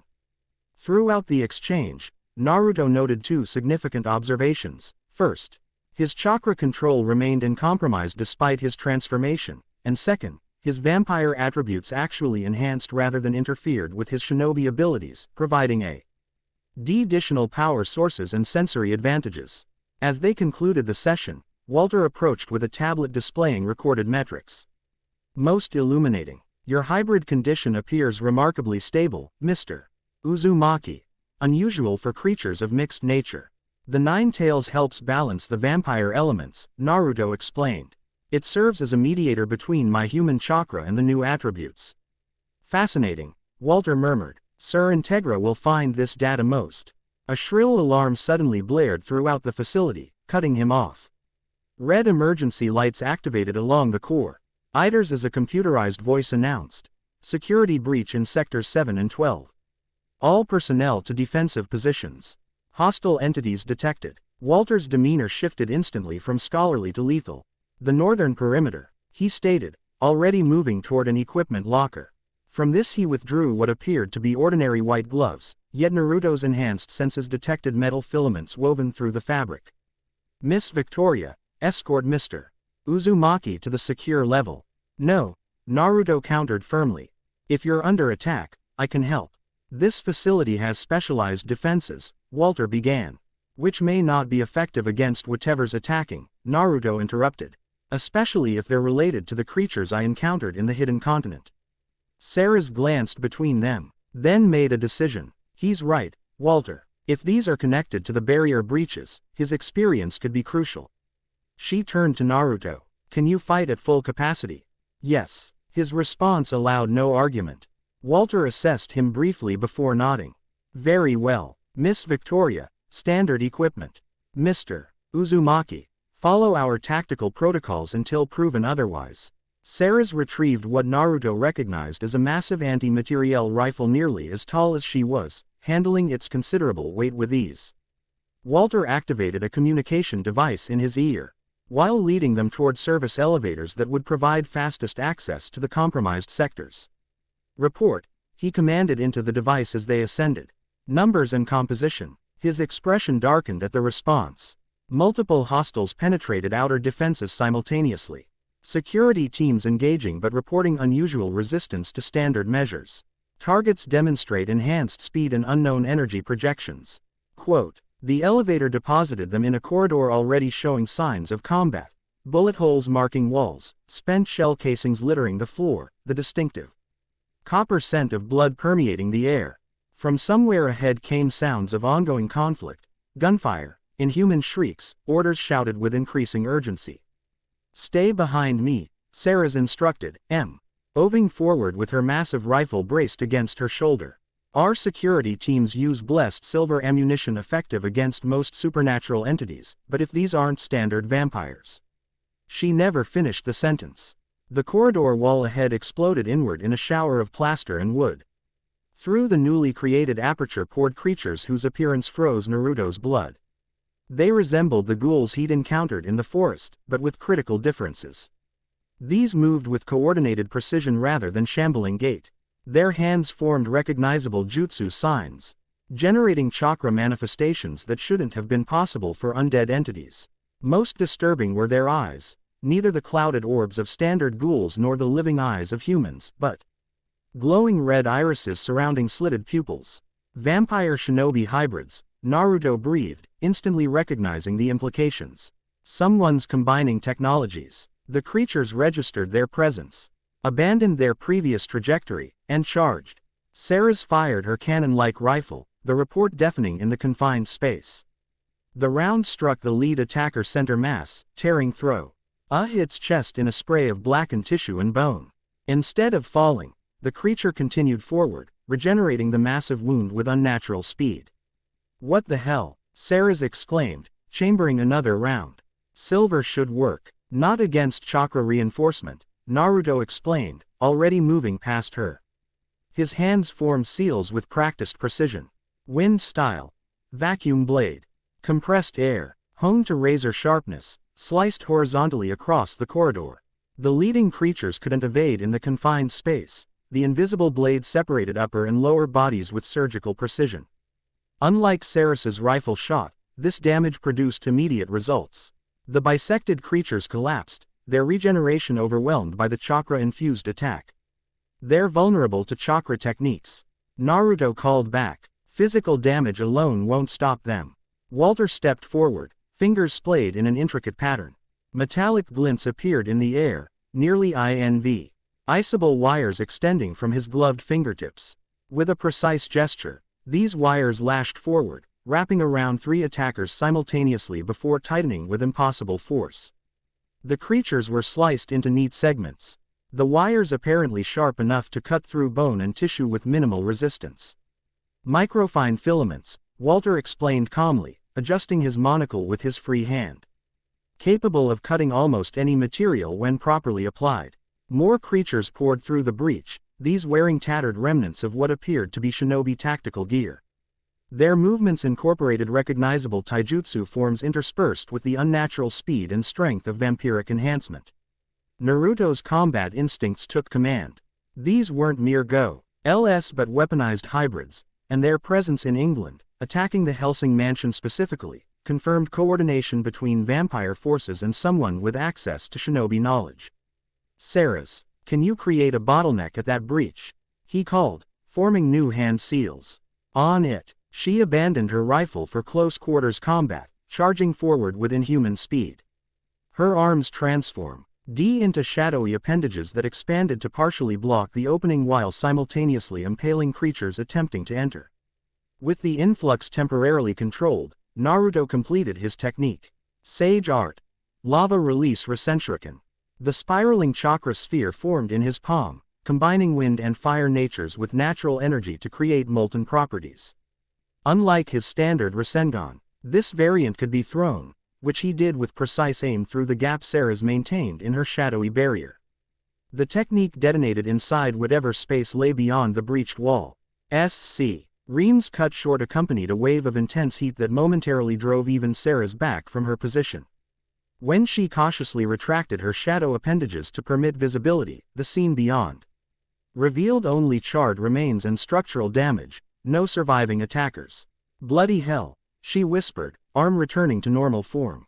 "What was that?" "Advanced ninjutsu," Naruto answered, already turning toward Walter. "We need to check the other breach points." These weren't random attackers, they targeted specific sectors simultaneously. The elderly retainer nodded sharply. "Sector 12H, Alcazar Research Division and Data Centers. If these creatures were seeking intelligence." He touched his communication device again. "Status report on Sector 12. Whatever response he received caused his expression to harden. "Miss Victoria, Mr. Uzumaki, we must proceed to the Research Division immediately. It appears these were merely diversionary forces. They moved with urgent purpose through the mansion's damaged corridors, encountering pockets of resistance that they dispatched with increasingly coordinated efforts." Naruto found himself naturally synchronizing with Ceres and Walter, her vampiric abilities and his chakra techniques complementing each other while Walter's wire manipulation provided precision strikes against targets either identified. As they approached the research division, evidence of more sophisticated attack strategy became apparent. Security systems had been systematically disabled rather than destroyed. Bodies of Hellsing personnel showed precise killing wounds rather than ghoulish feeding damage. Most concerning were partial footprints visible in blood spills, prints matching standard issue hidden continent tactical footwear. The research division on itself presented a scene of calculated devastation. Laboratory equipment lay destroyed, but computer systems had been accessed rather than damaged. Storage units stood open and empty. Most ominously, a reinforced vault door had been breached with techniques Naruto immediately recognized as chakra enhanced. They knew exactly what they wanted, Walter observed grimly, examining the vault's damaged locking mechanism. "What was stored here?" Naruto asked, already suspecting the answer. "Blood samples," Ceres replied, her expression troubled. "Including specimens from various vampiric entities we've neutralized over the years." Walter's inspection of the vault confirmed their fears. "The Kushina Hellsing archive has been completely emptied. All samples, notes, and research materials regarding her bloodline specifically targeted." The implications hung heavily in the sterile air. Someone had orchestrated this attack with precise intelligence about both Hellsing operations and Naruto's heritage, someone who understood the potential of combining vampire attributes with shinobi capabilities. "We should return to Sir Integra immediately," Walter decided, already leading them toward the mansion's upper levels. This breach represents a significant escalation in Millennium's strategic approach. As they navigated back through damaged sections, Ceres moved closer to Naruto. "Your techniques were amazing," she commented. Genuine admiration in her voice. "I've never seen anything like them." "Your abilities were equally impressive," he replied honestly. "The shadow manipulation, especially, it's similar to a technique from my world, but with completely different energy source." "That's me, full of surprises." Her attempt at lightness couldn't quite mask underlying concern. Quote, Do you think these hybrid things were once people from your home? The question struck at Naruto's core worry. Yes, the movement patterns were too specific, the chakra manipulation too practiced. So, Mi-1 took shinobi, living or dead, and converted them into vampire hybrid weapons. Sarah's processed this grimly. Millennium's been experimenting with artificial vampires for years, but this represents a significant advance. Combining two completely different power systems shouldn't be possible without complications. The Nine Tails said something similar about my condition, Naruto noted. Had my stable integration was unusual, facilitated by the fox's chakra mediating between human and vampire elements. Maybe that's what they're after, Sarah suggested thoughtfully. A stabilizing factor for their hybrid soldiers. The theory aligned disturbingly well with the targeted theft of Kushina's research materials. If her Hellsing Uzumaki bloodline carried natural compatibility with vampire attributes, it would represent valuable genetic material for anyone attempting to create controllable hybrids. They reached Integra's office to find it transformed into an impromptu command center. Monitors displayed security feeds from throughout the estate. Personnel moved with focused urgency between communication stations. Integra herself stood examining a tactical display, issuing précis directives that radiated throughout the organization's response network. She looked up as they entered, gaze sharpening at their battle-worn appearance. Report. Walter provided a concise summary of the attack pattern and their findings in the research division. Integra's expression remained controlled, but Naruto detected minute tension indicators. Tightened jaw, slight narrowing of eyes, finite simul-widening of knuckles as she gripped the edge of a tactical table. The timing is too precise to be coincidental, she concluded when Walter finished. They attacked within hours of Mr. Uzumaki's arrival, targeted his mother's research specifically, and employed hybrid soldiers incorporating techniques from his world. Someone knew I was coming, Naruto stated the obvious conclusion, and wanted whatever you had on my mother's bloodline. Yes, Integra's gaze held his steadily, which raises questions about information security on both sides of your barrier. The implied accusation wasn't lost on him. I told no one outside Konoha leadership about my destination or purpose. Yet here we are. She gestured toward the security feeds showing damage throughout her facility. Dealing with an enemy that anticipated your movements with remarkable accuracy. Before tension could escalate, a new presence entered the room, not through the door, but through the solid wall, ply materializing as if physical barriers held no meaning. The temperature dropped noticeably as the figure solidified into definable form. He stood taller than anyone present, clad in Victorian-era attire including a dramatic red duster coat and wide-brimmed hat. Circular orange glasses obscured his eyes, while pale features framed an unsettling smile revealing pointed canines.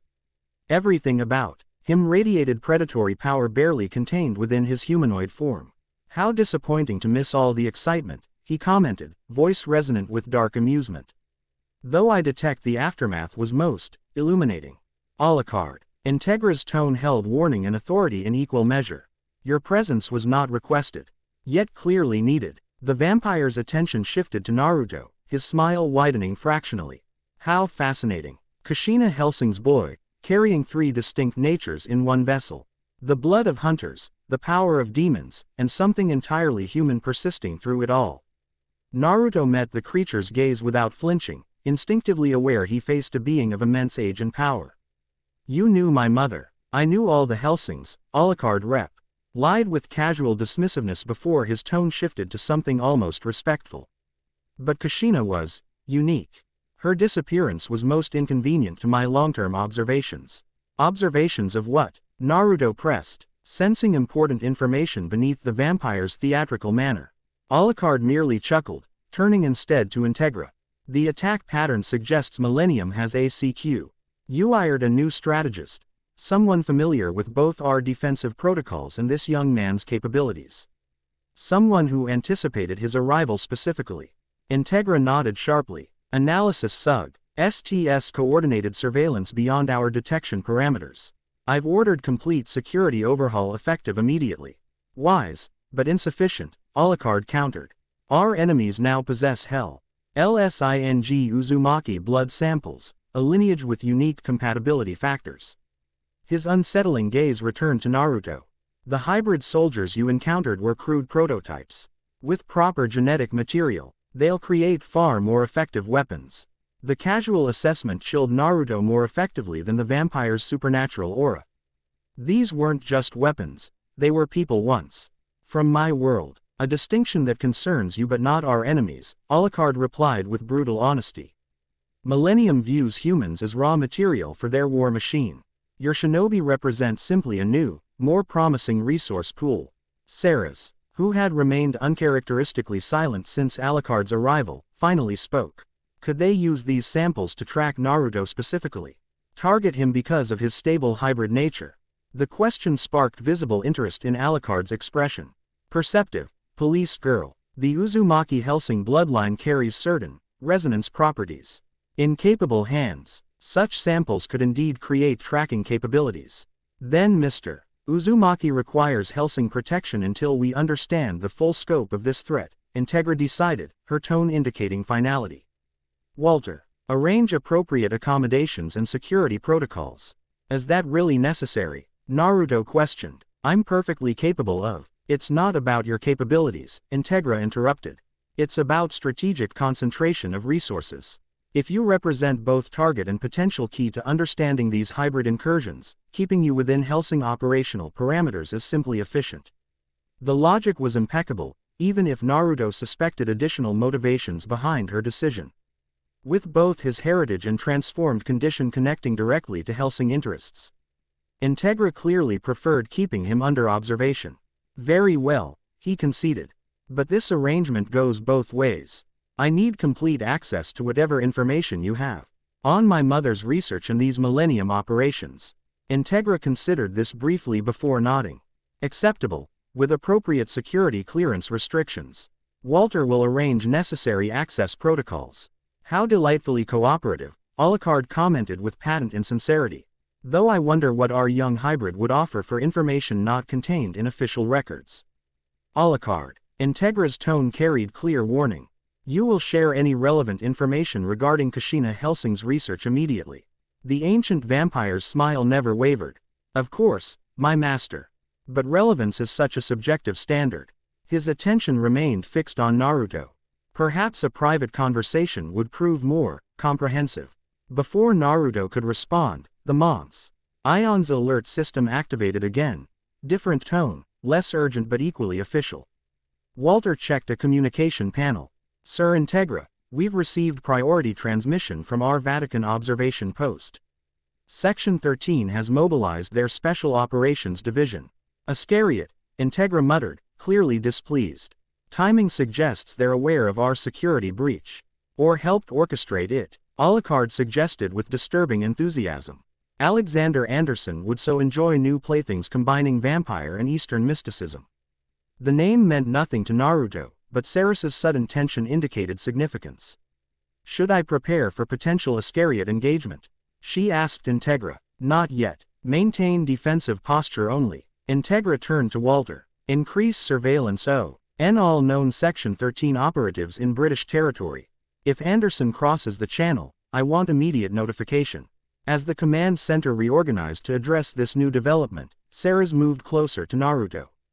Section 13 is the Vatican's secret anti-vampire division, she explained quietly. Their top agent, Anderson, is a regenerator, artificially enhanced human with fanatical dedication to destroying all vampires.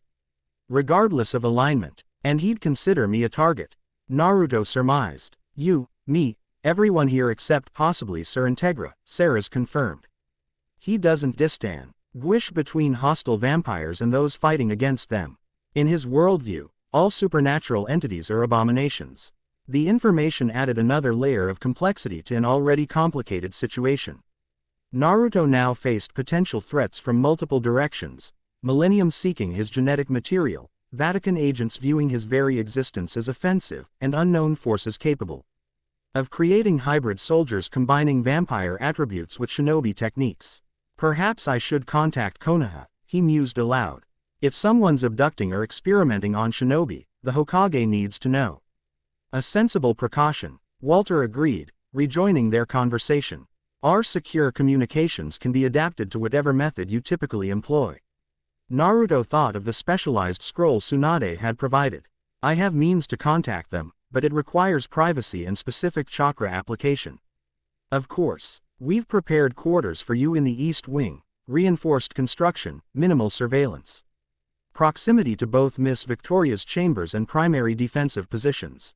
Walter's efficient explanation confirmed Naruto's suspicion that Hellsing intended to keep H.I.M. simultaneously protected and contained. As Walter led him toward these accommodations, Ceres accompanied them, her expression thoughtful. You know, she said when they were beyond Integra's immediate hearing. I've never met anyone else who understands what it's like, being caught between human and vampire natures. The observation carried undertones of loneliness Naruto immediately recognized. How long have you been transformed? He asked. Almost 3 years now. Her smile held complicated emotions. Still learning the ropes, really. Master. Alucard. Says I'm progressing too slowly Beck. Oz I haven't fully embraced my vampire nature. By which he means, drinking blood directly from humans, she clarified, discomfort evident. I've managed on medical supplies so far, but it's limiting. The conversation resonated unexpectedly. Naruto had been suppressing his own hunger since transformation, relying on the Nine-Tails' intervention rather than addressing the need directly. Have you found alternatives that work? Quote, nothing permanent, Ceres admitted. Though Sir Integra sometimes provides Hellsing blood donations, willingly given rather than taken. That helps both physically and, she hesitated, morally. I suppose. The concept intrigued Naruto. Perhaps ethical compromise existed between denying his new nature entirely and surrendering to predatory instincts. Heir reached his designated quarters, a suite comprising bedroom, sitting area, and private bathroom, all furnished with understated elegance that managed to incorporate significant security features without obvious obtrusiveness. The windows, while appearing normal, contained specialized glass of extraordinary thickness. Decorative panels concealed what Naruto's enhanced senses identified as weapons caches. Sir Integra requested you join us for dinner at 8, Walter informed him. Formal attire will be provided shortly. The butler's gaze shifted momentarily to Ceres. Miss Victoria, Perha, P.S. You might continue familiarizing our guest with Hellsing protocols until then. The suggestion carried subtle undertones that both younger individuals recognized, Walter encouraging interaction bet. We've two beings of similar hybrid status. Whether this represented personal sympathy or organizational strategy remained unclear. After Walter departed, Ceres lingered awkwardly. I could give you a proper tour of the estate, she offered. The part's not currently being repaired, anyway. I'd like that, Naruto replied with genuine interest. Beyond tactical assessment of his surroundings, he found himself wanting to understand this organization that represented his mother's heritage, and potentially his own future connection to this world. As they explored the mansion's labyrinthine corridors and specialized facilities, conversation flowed with surprising ease. Ceres explained Hellsing's operational structure, its connection to British intelligence networks, relationship with governmental authorities, and centuries-long mission protecting England from supernatural threats. In return, Naruto shared information about Shinobi Village organization, chakra theory basics, and the political structure of the 5 great nations. It's strange, Ceres commented as they walked through a portrait gallery displaying generations of Hellsing family members. 2 completely different worlds eloping completely different power systems, yet somehow connecting through your mother's bloodline. Not so different, perhaps, Naruto replied thoughtfully. The Sage of 6 Paths, who first developed chakra techniques in our world, supposedly traveled widely before establishing the shinobi system. Maybe he encountered vampires or similar beings during those journeys. That would explain certain parallels, Ceres agreed. Some vampire abilities resemble what you've described as chakra techniques, just drawing from different energy sources. Their conversation paused as they reached a trait that captured both their attention. A young woman with striking red hair and determined expression, wearing a Hellsing tactical uniform from approximately 3 decades earlier. The nameplate confirmed what Naruto already knew instinctively, Kushina Hellsing. She looks like you around the eyes, Ceres observed softly. Same determined expression, too. Naruto studied his mother's painted features with complex emotions. This wasn't the Kushina he'd briefly met within his mindscape, the loving mother who had helped him control the Nine Tails. This was Kushina Hellsing, vampire hunter, Mem. Beer of an ancient bloodline dedicated to combating supernatural threats. A completely different facet of the woman who had given him life. Sir Integra might have more personal information, Sarah suggested, noting his absorption. Her father and Kushina apparently worked closely together on several missions. The comment reminded Naruto of the complex family connections only beginning to reveal themselves. Integra doesn't seem thrilled about discovering distant relatives. Sarah smiled slightly. She's not thrilled about much, honestly. But there's more happening than she's letting on. She ordered complete verification of your identity against family records almost immediately after your message arrived. That level of urgency suggests personal interest beyond organizational concerns. Before Naruto could explore this insight further, a new voice interrupted their conversation, rich, feminine, and carrying unmistakable authority. Miss Victoria is quite perceptive, Integra observed. Approaching from a connecting corridor, she had exchanged her earlier attire for an evening suit of midnight blue, immaculately tailored to her tall frame. Though perhaps overly forthcoming with organizational intelligence. Despite the critical words, her tone lacked genuine rebuke. Sarah's merely offered a slightly embarrassed smile in response. Just helping our guest get oriented, Sir Integra. Indeed. Integra's attention shifted to the portrait before them. Kushina was 24 when that was painted, shortly before her final mission to Japan.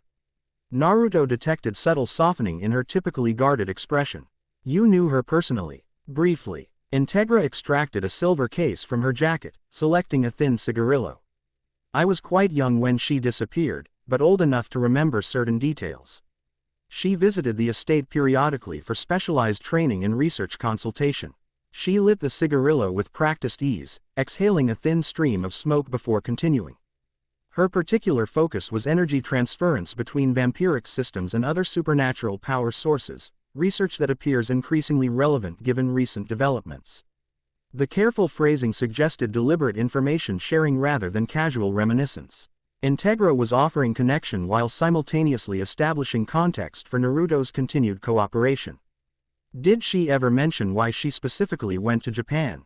He asked. Officially, she was investigating anomalous energy readings that our monitoring systems couldn't properly categorize. Integra's gaze remained on the portrait. Unofficially, she believed a powerful vampire had discovered a new type of energy source, something that could potentially alter the balance between human and supernatural forces permanently. The description aligned perfectly with chakra discovery, an energy system unknown in the outside world that would represent immense potential power to vampires seeking evolutionary advantage. Naruto's mother hadn't randomly stumbled across the hidden continent, she had been systematically hunting a vampire that led her there. And now similar creatures are moving back across that boundary, he observed.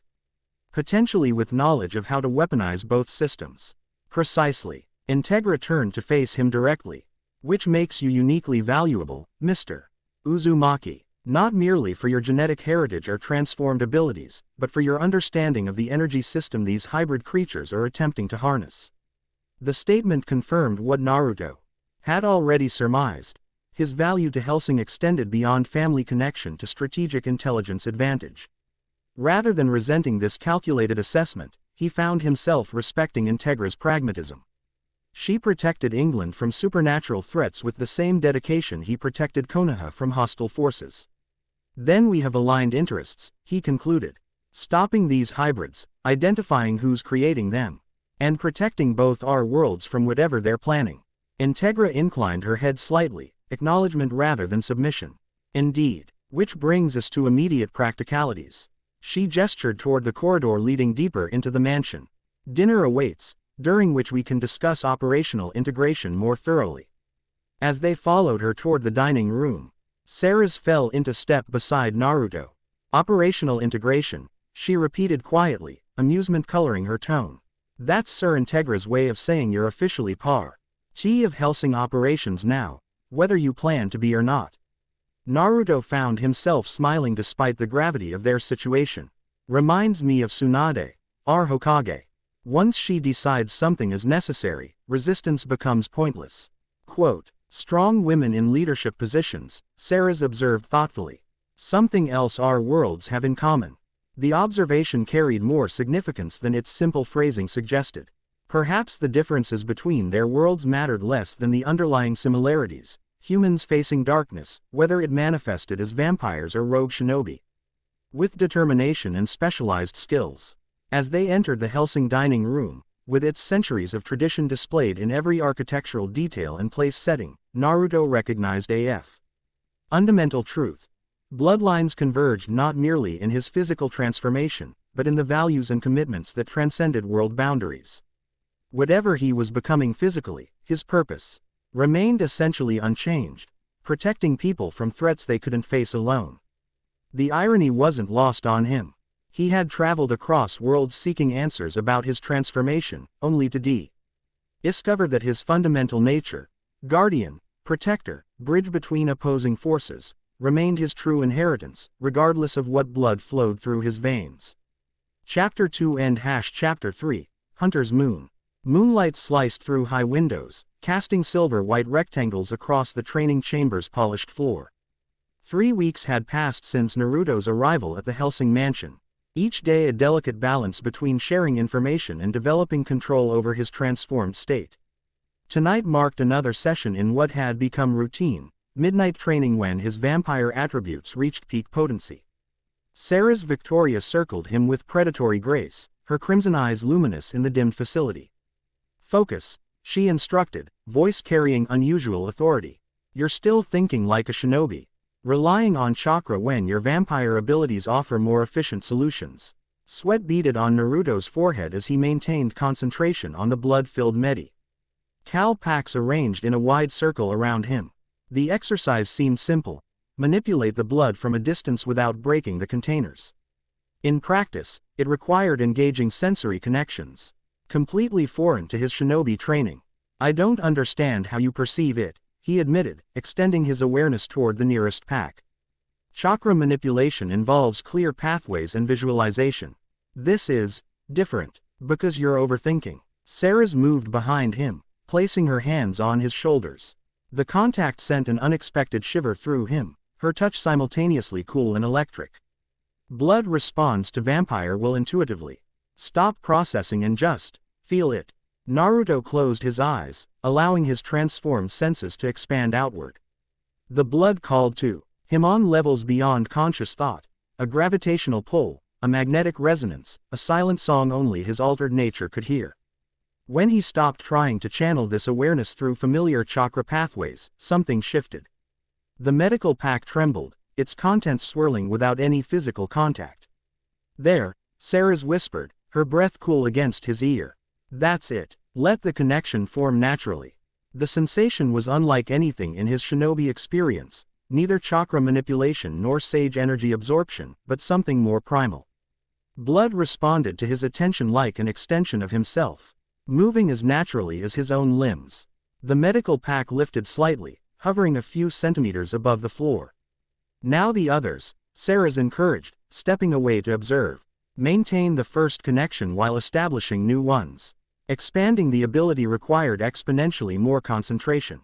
Naruto felt pressure building behind his eyes as his awareness stretched toward multiple targets simultaneously. One by one, the medical packs began to tremble, then rise in unison. The effort sent sharp pain lancing through his temples, but determination kept him focused. "Impressive," came Integra's voice from the observation platform above. She had taken to monitoring these sessions personally, her analytical gaze missing nothing. "Better control than most natural vampires achieve in their first decade." The unexpected comment broke Naruto's concentration. The medical packs dropped, one rupturing on impact. The scent of spilled blood hit his senses like a physical blow, awakening hunger that training had temporarily suppressed. His canines lengthened automatically, vision sharpening with predatory intensity. "Easy." Sarah's moved between him and the spilled blood, her expression understanding rather than alarmed. "Breathe through it. Remember what we practiced." Naruto nodded, implementing the mental techniques they had developed. Rather than fighting the hunger directly, a battle that consumed willpower rapidly, he redirected it, allowing the Nine Tails chakra to absorb and transmute the craving. His eyes flashed momentarily from blood red to fox-slitted orange, then returned to their natural blue. "Better." he acknowledged, the hunger receding to manageable levels. Though I'd prefer more reliable control. You've made remarkable progress, Walter observed, appearing silently beside Integra on the observation platform. 3 weeks of training producing results that typically require years. Integra nodded agreement, though her expression remained evaluative rather than impressed. The hybrid nature creates unique advantages and potential vulnerabilities. Your dual energy systems provide both power and control mechanisms ordinary vampires lack. Her assessment, while clinically accurate, overlooked the personal cost of Naruto's accelerated adaptation. Each night brought dreams saturated with blood and shadow, memories not his own. Inheritance of his transformed condition. Each morning required renewed commitment to maintain his fundamental identity against the predatory instincts that whispered through his consciousness. Sarah's understood this struggle more intimately than the others. As they cleaned up the training area, she spoke quietly enough that only his enhanced hearing could catch her words. It gets easier, you know. Not the hunger itself. That remains, but your relationship to it changes. Becomes less adversarial, more negotiated. Is that why you still resist drinking blood directly? Naruto asked, equally soft. She stiffened slightly, then sighed. Partly, but also because I'm afraid of what I might become if I fully embrace that nature. Her crimson eyes met his. What keeps you fighting it? The question struck deeper than she likely intended. What did keep him resisting the vampire nature that offered such power and potential? His shinobi training provided partial answer, discipline. Nay, and duty ingrained through years of service. Deeper still lay his fundamental self-concept as protector rather than predator. The people I'm responsible for, he finally answered. In Konoha, and now here as well. Surrendering to bloodlust might make me stronger in some ways, but would compromise what makes that strength meaningful. Sarah's nodded slowly, understanding softening her expression. You really are extraordinary, Naruto Uzumaki. Most people facing our condition focus entirely on what they've lost or gained. You somehow keep your priorities intact regardless. The compliment brought unexpected warmth to his chest. Appreciation from someone who truly understood his struggle carried weight that general admiration couldn't match. Before he could respond, Walter's discreet H announced his arrival on the training floor. Sir, Integra requests your presence in her study, Mr. Uzumaki, the butler informed him with characteristic formality. She believes it's time to discuss operational deployment. Naruto glanced at Sarah's, who nodded encouragement. Go on, I'll finish here. Her smile carried friendly support with undercurrents of something deeper neither had yet acknowledged directly. Following Walter through the mansion's midnight quiet corridors, Naruto reflected on how quickly the Hellsing estate had begun feeling familiar. Despite its Gothic architecture and centuries of accumulated history, the organization's purpose resonated with his shinobi background, elite forces combating threats beyond ordinary human capacity to confront. Integra awaited them in her study, a space that revealed more about her character than perhaps any other in the mansion. Where other rooms displayed Hellsing heritage through ancestral portraits and historical artifacts, her personal domain combined pragmatic functionality with subtle indicators of individual taste. Military precision in organized documents, expensive cigars rather than cigarettes, single malt whiskey in crystal decanters. And a worn volume of Tennyson poetry half hidden among tactical manuals. She looked up from reports as they entered, ice blue eyes sharp despite the late hour. Your progress is acceptable, she began without preamble. Walter believes you're ready for field deployment. I concur, with certain provisions. What kind of provisions? Naruto asked, taking the seat she indicated opposite her desk. Integra extracted a cigar, which Walter lit with practiced efficiency before discreetly withdrawing from the room. Primarily regarding operational authority and tactical integration, she replied, exhaling aromatic smoke. While your abilities are considerable, Hellsing operations follow established protocols developed through centuries of experience. Naruto recognized the undirling message. Regardless of his power or family connection, he would operate under Hellsing command structure. That's reasonable, he acknowledged. Though there may be situations where my experience with shinobi tactics provides relevant context your protocols don't account for. A slight nod conceded this point. Which is why you'll partner with Sarah's Victoria initially. Her familiarity Hellsing operations combined with her unique perspective on hybrid status makes her ideal for facilitating your integration. The arrangement made tactical sense, though Naruto suspected additional motivations behind the pairing. Ceres wasn't merely Hellsing's newest vampire operative, she was also its most humanized, maintaining connections to her former life that Alucard had long since abandoned.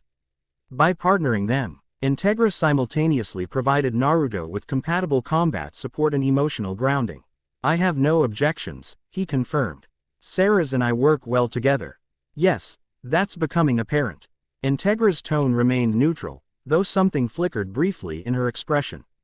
"Your first mission will be straightforward investigation," intelligence suggests Millennium has established a research facility in northern Scotland.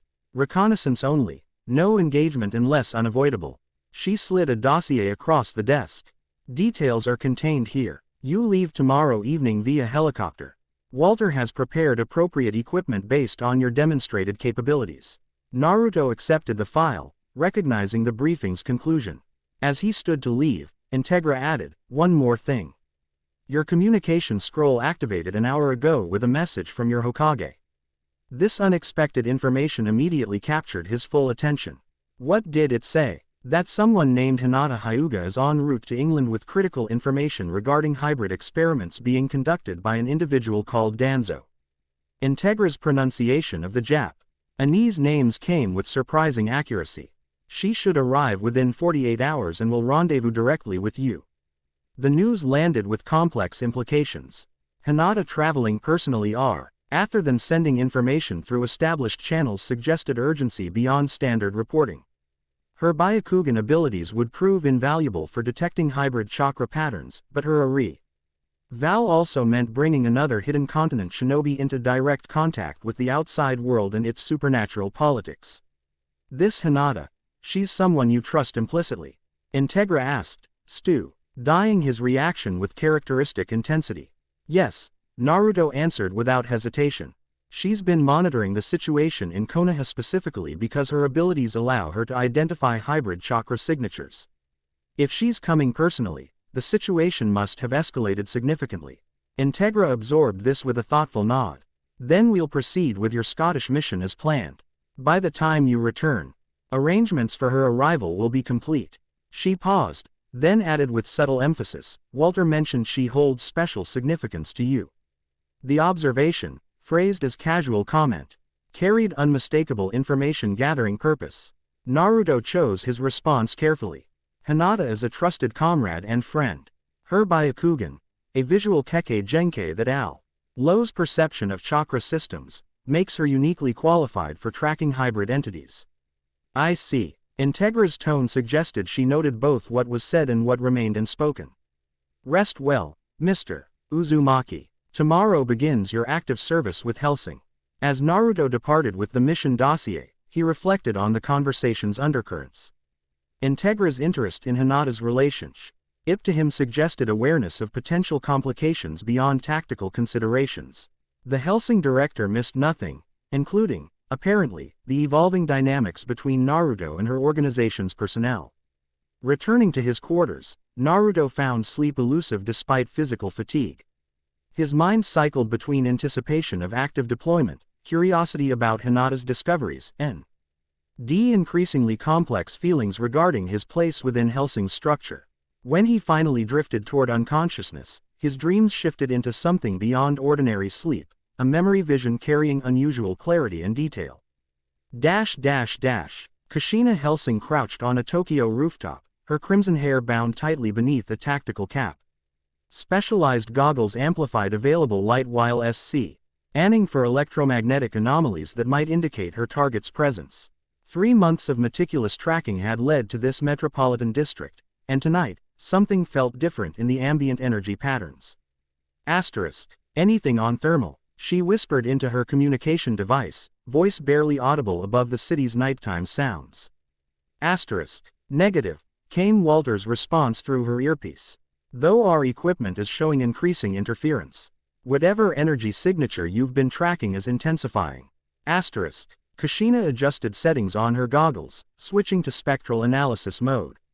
The world transformed into layered wavelengths, and there, at the edge of detectable ranges, pulsed something their instruments couldn't properly categorize. Asterisk. Found it, she confirmed. Already moving across rooftops with practiced silence. Some kind of energy gateway, similar to previous signatures but exponentially stronger. Asterisk. Exercise extreme caution, Walter advised.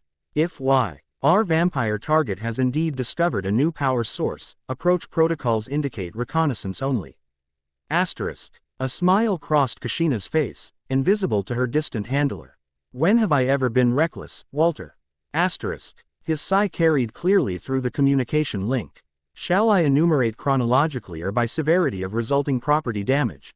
Asterisk. Their banter provided comfortable routine before the unknown.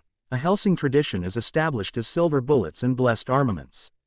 As Kashina approached the anomalous energy source, however, professional focus replaced casual exchange. Asterisk. The signature emanated from what appeared to be an abandoned shrine nestled between urban developments.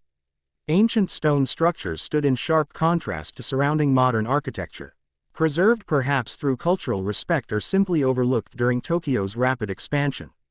Asterisk. Kashina activated specialized scanning equipment integrated into her tactical vest. Readings confirm what her trained senses already detected, energy unlike anything in Hellsing's extensive supernatural database. Neither vampire power nor conventional occult forces, this energy flowed in organized patterns suggesting sophisticated manipulation rather than natural occurrence. Asterisk. Walter, are you receiving this data? She whispered, adjusting her scanner for maximum sensitivity. Asterisk. Partially, he replied, professional concern evident in his tone. Transmission quality is degrading as you approach the source. These energy patterns appear structured, almost mathematical in progression. Asterisk. Like a code or language, Kashina agreed, comparing mental notes to her extensive training in energy pattern recognition. But not one we've encountered before. Asterisk. Decision formed with characteristic Hellsing determination. If answers lay beyond that shrine gateway, she would find them. Checking her equipment one final time, Kashina advanced toward the ancient structure, every sense alert for the vampire presence she'd tracked across 3 countries. Asterisk. The shrine's Torii gate loomed before her, weathered stone carrying elaborate inscriptions that her linguistic training couldn't decipher. As she passed beneath the archway, ambient temperature dropped noticeably, not the cold associated with vampire presence, but something different. The air between the gate pillars shimmered like heat haze, distorting the view beyond. Asterisk. Signal degradation increasing, Walter reported, his voice now fighting through static interference. Kashina, if you lose contact, standard protocols require immediate withdrawal. Asterisk. Understood, she acknowledged, knowing perfectly well that neither of them expected her to retreat when discovery seemed imminent. The Hellsing commitment to protecting humanity from supernatural threats sometimes required calculated risks, and Kashina had built her reputation on successful gambles where others saw only danger. Asterisk. The shimmering air intensified as she approached the central shrine structure. Her scanner displayed increasingly erratic readings before suddenly emitting a high-pitched whine and shutting down completely, technological surrender in the face of incomprehensible energy. Asterisk. Walter, I've lost equipment functionality, she reported, removing the useless scanner. Proceeding with visual reconnaissance only. Asterisk. Static answered her, suggesting communications had similarly failed. Isolation settled around her, the professional isolation she'd trained for, accepted as operational reality. Hellsing operatives ultimately stood alone against darkness, a fundamental truth all field agents eventually confronted. Asterisk. The shrine's interior revealed elaborate seal patterns covering every surface, walls, ceiling, floor, creating an interconnected matrix that pulsed with subtle luminescence. At the center stood a stone altar bearing a single object, what appeared to be an ordinary scroll, though Kashina's trained eye detected unusual chakra patterns emanating from it. Asterisk. Fascinating, she murmured, moving closer with caution born from years confronting supernatural traps. The scroll appeared Japanese in origin but contained elements her extensive Ning in Eastern mysticism couldn't identify. As she reached toward it, the air around her hand distorted violently. Asterisk. Instinct saved her from whatever reaction her direct touch might have triggered. Instead, She extracted specialized instruments designed for manipulating potentially dangerous artifacts. Using these, she carefully unrolled a section of the scroll, revealing characters that shifted between recognizable Japanese symbols and something entirely foreign. Asterisk. Some kind of barrier maintenance record, she whispered to herself, piecing together fragments of readable text. Regular energy infusion required to maintain separation between worlds. Asterisk. The partial translation froze her in place as implications registered. Not simply a power source her target vampire sought, but potentially a gateway between separated realities, a barrier between the known world and something beyond conventional understanding. Asterisk. Before she could process this discovery further, her vampire hunting instincts flared warning. She wasn't alone in the shrine. With practiced efficiency, she drew her specialized sidearm, loaded with mercury core-blessed silver rounds, and turned toward the entrance. Asterisk. The figure standing there defied her expectations entirely. Not her vampire target, but a human man with striking appearance, tall, with bright yellow hair and piercing blue eyes. His attire suggested ceremonial purpose rather than casual visit, white cloak bearing flame patterns over what appeared to be tactical gear of unfamiliar design. Asterisk. More startling than his appearance was the energy she say, NSED emanating from him, power similar to the shrine's ambient force but controlled, channeled with evident mastery. He carried no visible weapons, yet Kushina's trained instincts registered him as potentially more dangerous than many supernatural entities she'd confronted. Asterisk. They regarded each other in momentary silence before he spoke in accented but clear Japanese. You're not supposed to be here. The barrier isn't scheduled for maintenance for another 3 months.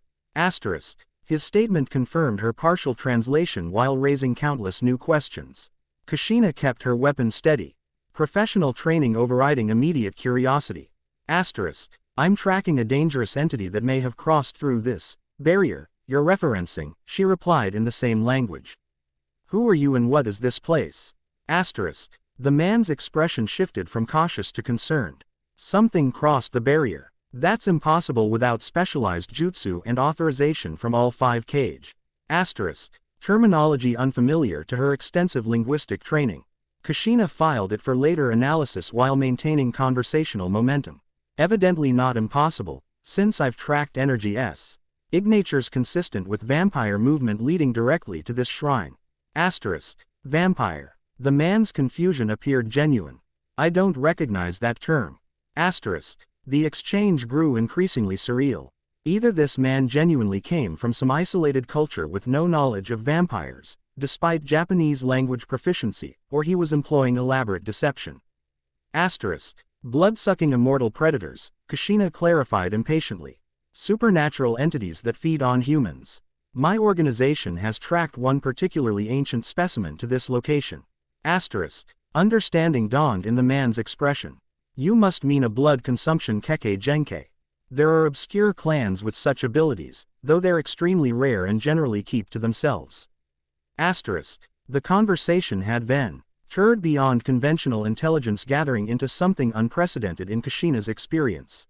This stranger spoke of blood-drinking abilities as unusual but categorizable genetic traits rather than supernatural corruption, a fundamentally different worldview than Hellsing's entire operational foundation. Asterisk. I think, she said carefully, lowering her weapon slightly, we need to exchange more comprehensive information. I'm Kushina Hellsing, field operative for the Hellsing organization, tasked with protecting humanity from supernatural threats. Asterisk. The man considered her with intelligent assessment before responding. Minato Namikaze, Jonin of Kanahagakure, currently serving as barrier maintenance supervisor for the Fire Country section. He gestured toward the scroll she had been examining. And you've discovered one of the primary control mechanisms for the jutsu that separates our worlds. Asterisk. Separate worlds, Kushina repeated, the concept simultaneously fantastic and consistent with her findings. You're saying you come from what? A parallel Earth. Asterisk. Not parallel exactly, Minato corrected. Same planet, but separated by a barrier jutsu created centuries ago to protect chakra using societies from outside interference, and to protect the outside world from powers it wasn't prepared to confront. Asterisk. Each answer spawned multiple new questions. Kushina holstered her weapon, professional curiosity overtaking immediate mission parameters. This chakra you reference, it's the energy source I've been detecting. The power my target might be seeking. Asterisk. Minato's expression grew grave. If something with the abilities you describe has found a way through the barrier, it represents a serious security breach. I should report this immediately to the Hokage. Asterisk. And I need to report to my organization. Kushina countered. But first, I require more information about this chakra and your hidden world. Especially if a vampire has accessed it. Asterisk. Their stand of competing priorities might have continued indefinitely if fate hadn't intervened. The shrine structure suddenly trembled, seal patterns flaring with unusual brightness. Kushina's vampire attuned senses detected familiar energy signatures approaching rapidly from outside. Asterisk. We have company, she warned, drawing her weapon again. My target has arrived, likely drawn by the same energy fluctuations I followed. Asterisk. Minato's response revealed training and capabilities beyond ordinary human parameters.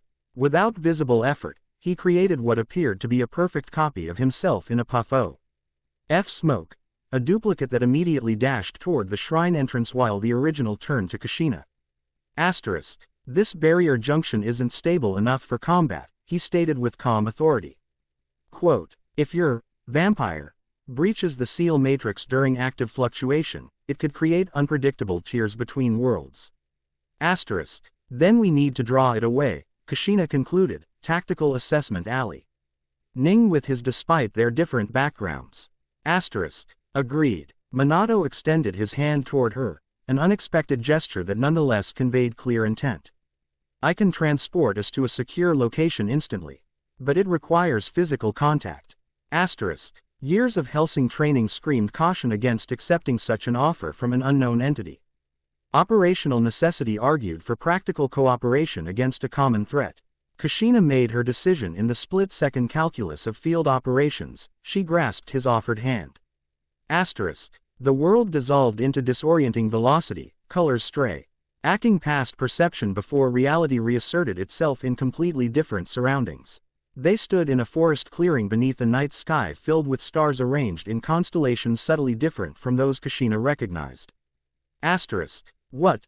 She began, before training reasserted control over surprise. Some form of teleportation. Asterisk. Flying Thunder God technique, Minato confirmed, releasing her hand. Space-time ninjutsu using specialized markers. Asterisk.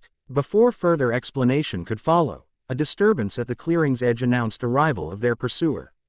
The vampire Kushina had tracked across continents emerged from shadow with unnatural grace, tall and aristocratic in appearance, wearing outdated European formal attire that had become almost cliché among elder vampires who disdained modern fashion. Asterisk. How utterly fascinating, it observed in cultured tones. The legendary barrier between worlds proves permeable after all, and leads to humans wielding energy unlike anything in our sphere. Its gaze fixed on Minato with predatory interest. Your power calls across dimensions, little shinobi. Did you truly believe your isolated paradise would remain hidden forever? Asterisk. Kushina shifted smoothly into combat stance, specialized weapons ready. Hellsing organization, she announced formally. Your existence is deemed hostile to humanity. Surrender for containment or face termination. Asterisk. The vampire's laughter held genuine amusement. My dear Hellsing hunter, you're so far beyond your jurisdiction that your organization's authority means nothing.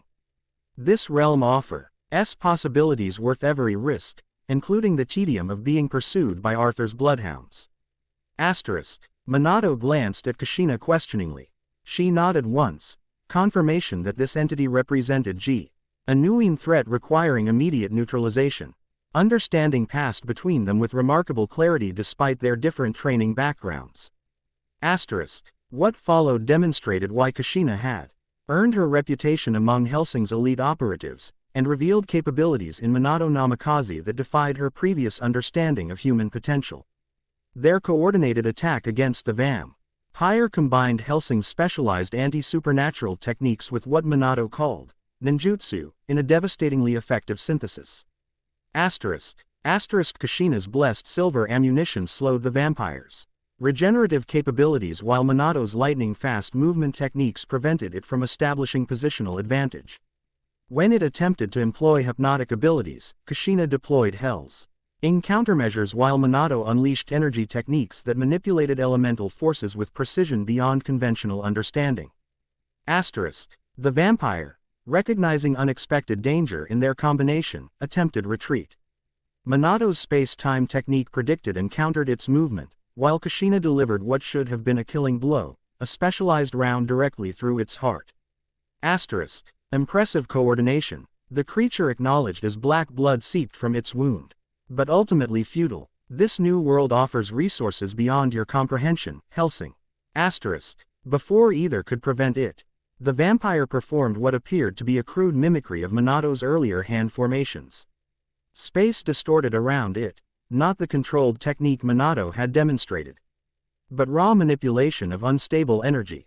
The vampire disappeared in violent displacement that left residual energy patterns rippling through the clearing. It copied my jutsu formation, Minato observed with professional concern. Imperfectly, but effectively enough for escape. They can do that, Kushina confirmed grimly. Elder vampires possess limited mimicry abilities, usually requiring blood consumption from the original skill user, but sometimes achieved through observation alone. The immediate threat addressed, they faced the complexity of their unprecedented situation. A Hellsing operative and a shinobi from separate worlds, united by pursuit of a creature that threatened both their realms. Your organization hunts these vampires specifically? Minato asked as they secured the area. Among other supernatural threats, yes, Kushina replied, reloading her specialized weapons. The Hellsing family has defended humanity against such entities for generations. Much like how shinobi villages protect their regions from various threats, Minato observed. Different methods but similar purpose. The parallel struck Kushina as both accurate and significant. Despite vast differences in their worlds and techniques, their fundamental missions aligned: protection of humans from dangers beyond ordinary capacity to confront. I need to report this breach to my leaders, Minato continued. A vampire with ability to mimic jutsu presents serious security concerns. And I need to inform my organization about this hidden continent and its chakra systems, Kushina countered. If vampires access this power source, the balance between supernatural and human could shift dramatically.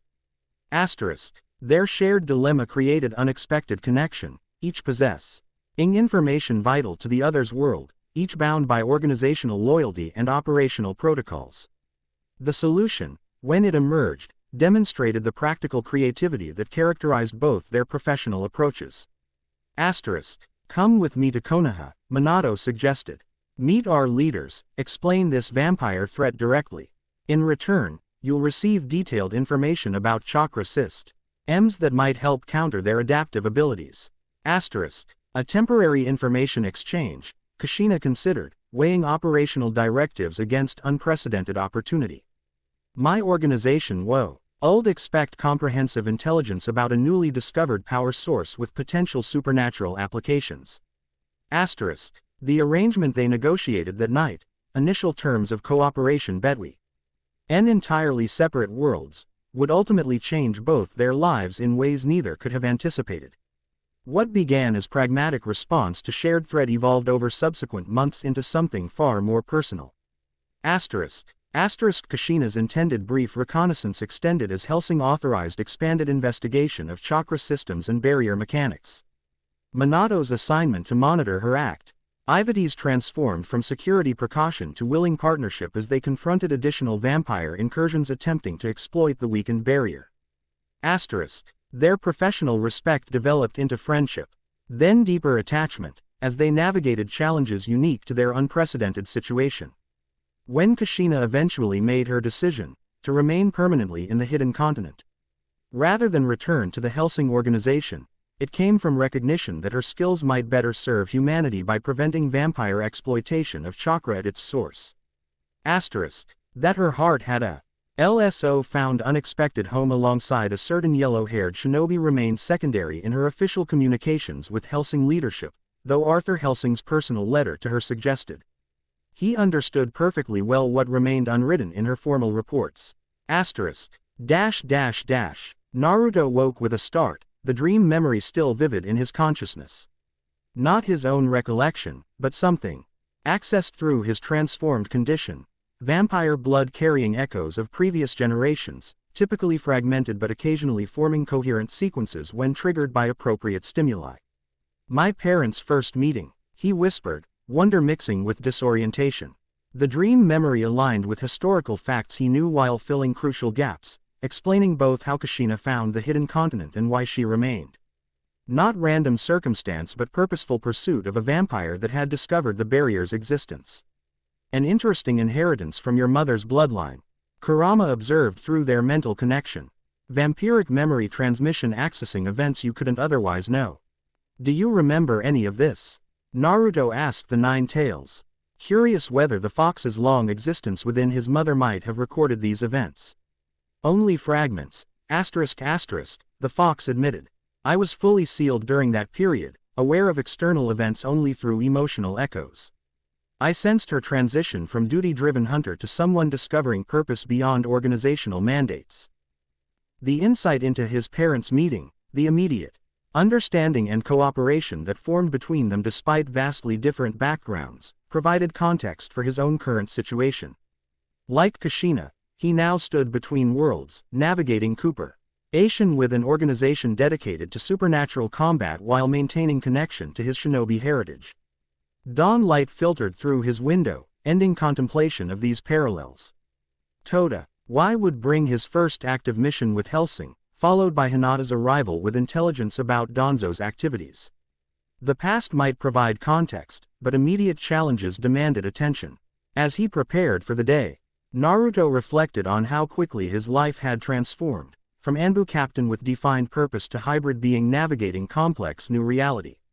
Like his mother before him, he faced decisions about where his skills might best serve, which world most needed his protection. Unlike Kushina, however, he now embodied both worlds simultaneously, shinobi training and vampy nature integrated rather than merely aligned. Whatever choices awaited, they would come from this fundamental duality rather than external circumstances alone. The helicopter descended toward a remote Scottish Highland location, its specialized engine modifications reducing acoustic signature to minimal levels. Inside, Naruto checked equipment Walter had prepared specifically for this Ms. Scion.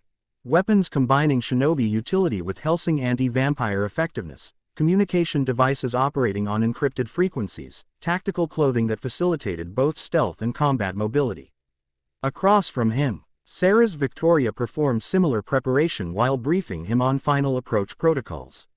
We'll set down 3 kilometers from the target facility, close enough for rapid deployment but beyond their likely sensor perimeter. Assuming standard Millennium security patterns, Naruto noted, securing specialized kunai designed to disrupt vampire regeneration. If they've incorporated shinobi detection techniques, conventional approach distances might be insufficient. Good point. Sarah's adjusted communication settings on her earpiece. I'll alert the pilot to extend our drop zone to 5 kilometers. Better safe than compromised. Their operational coordination had developed remarkable efficiency during training sessions. Despite fundamentally different combat backgrounds, they had discovered complementary approaches to tactical problems, Sarah's vampire abilities and police tactical training integrating smoothly with Naruto's shinobi techniques and Anbu experience. More surprising was their personal compatibility. Sarah's straightforward nature and occasional humor balanced Naruto's intensity, while her understanding of hybrid existence provided perspective. His sudden transformation would have lacked otherwise. Whether this represented simple friendship or potential for deeper connection remained undefined between them, operational focus taking precedence over personal exploration. The helicopter touched down in a heather-covered valley surrounded by mist-shrouded peaks. As they disembarked, Sarah's confirmed extraction protocols with the pilot before the aircraft departed, leaving them alone in the Scottish wilderness.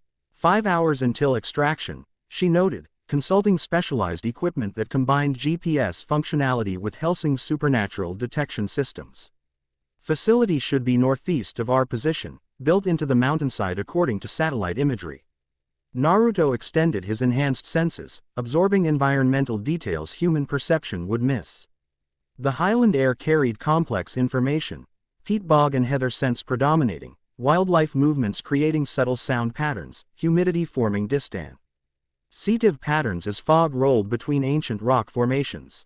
There's something else, he observed, focusing on an unusual scent carried intermittently on the breeze. Blood, not animal or natural, processed somehow. Sarah's inhaled deeply, her vampire senses confirming his assessment. Medical blood, significant quantities. Her expression darkened. Millennium maintains supply lines for their artificial vampire programs. Sounds like this facility is operational rather than merely research-focused. The Discovery adjusted their approach strategy, moving with supernatural speed tempered by caution. They advanced through rugged terrain toward their target. Highland mist provided visual cover while challenging even their enhanced senses, perfect conditions for reconnaissance while requiring heightened awareness against potential counter-surveillance. 2 kilometers from the projected facility location, Naruto detected the first artificial security measures, motion sensors disguised as natural rock formations. Their electronic emissions barely perceptible to enhanced hearing. He signaled Sarah's, who nodded confirmation of his assessment. Standard Millennium perimeter setup, she whispered. Voice pitched for vampire hearing only. But there's something else integrated with it, energy signatures similar to what we encountered during the mansion attack. Naruto examined the sensor array more carefully, recognizing the modification immediately. Chakra detection barriers, he confirmed. Basic version, similar to what border outposts use in the hidden continent. They're designed to register chakra signatures passing their perimeter. Can you bypass them? Easily. Naruto formed familiar hand signs, his chakra reshaping into specialized pattern. Camouflage jutsu. The technique didn't provide true invisibility but rather modified his chakra emissions to mimic ambient natural energy, rendering him effectively transparent to detection barriers calibrated for human-originated chakra. He extended the jutsu's effect to include Sarah's, their signatures merging temporarily in the sensor array's perception. Clever, she commented as they proceeded past the security perimeter without triggering alarms. As this standard shinobi infiltration technique, Anbu's specialized variant, Naruto clarified. Not common knowledge even within hidden villages. Their advance revealed increasingly sophisticated security measures, automated weapons disguised as landscape features, patrol patterns executed by figures moving with unnatural precision, barrier formations incorporating both technological and chakra-based elements.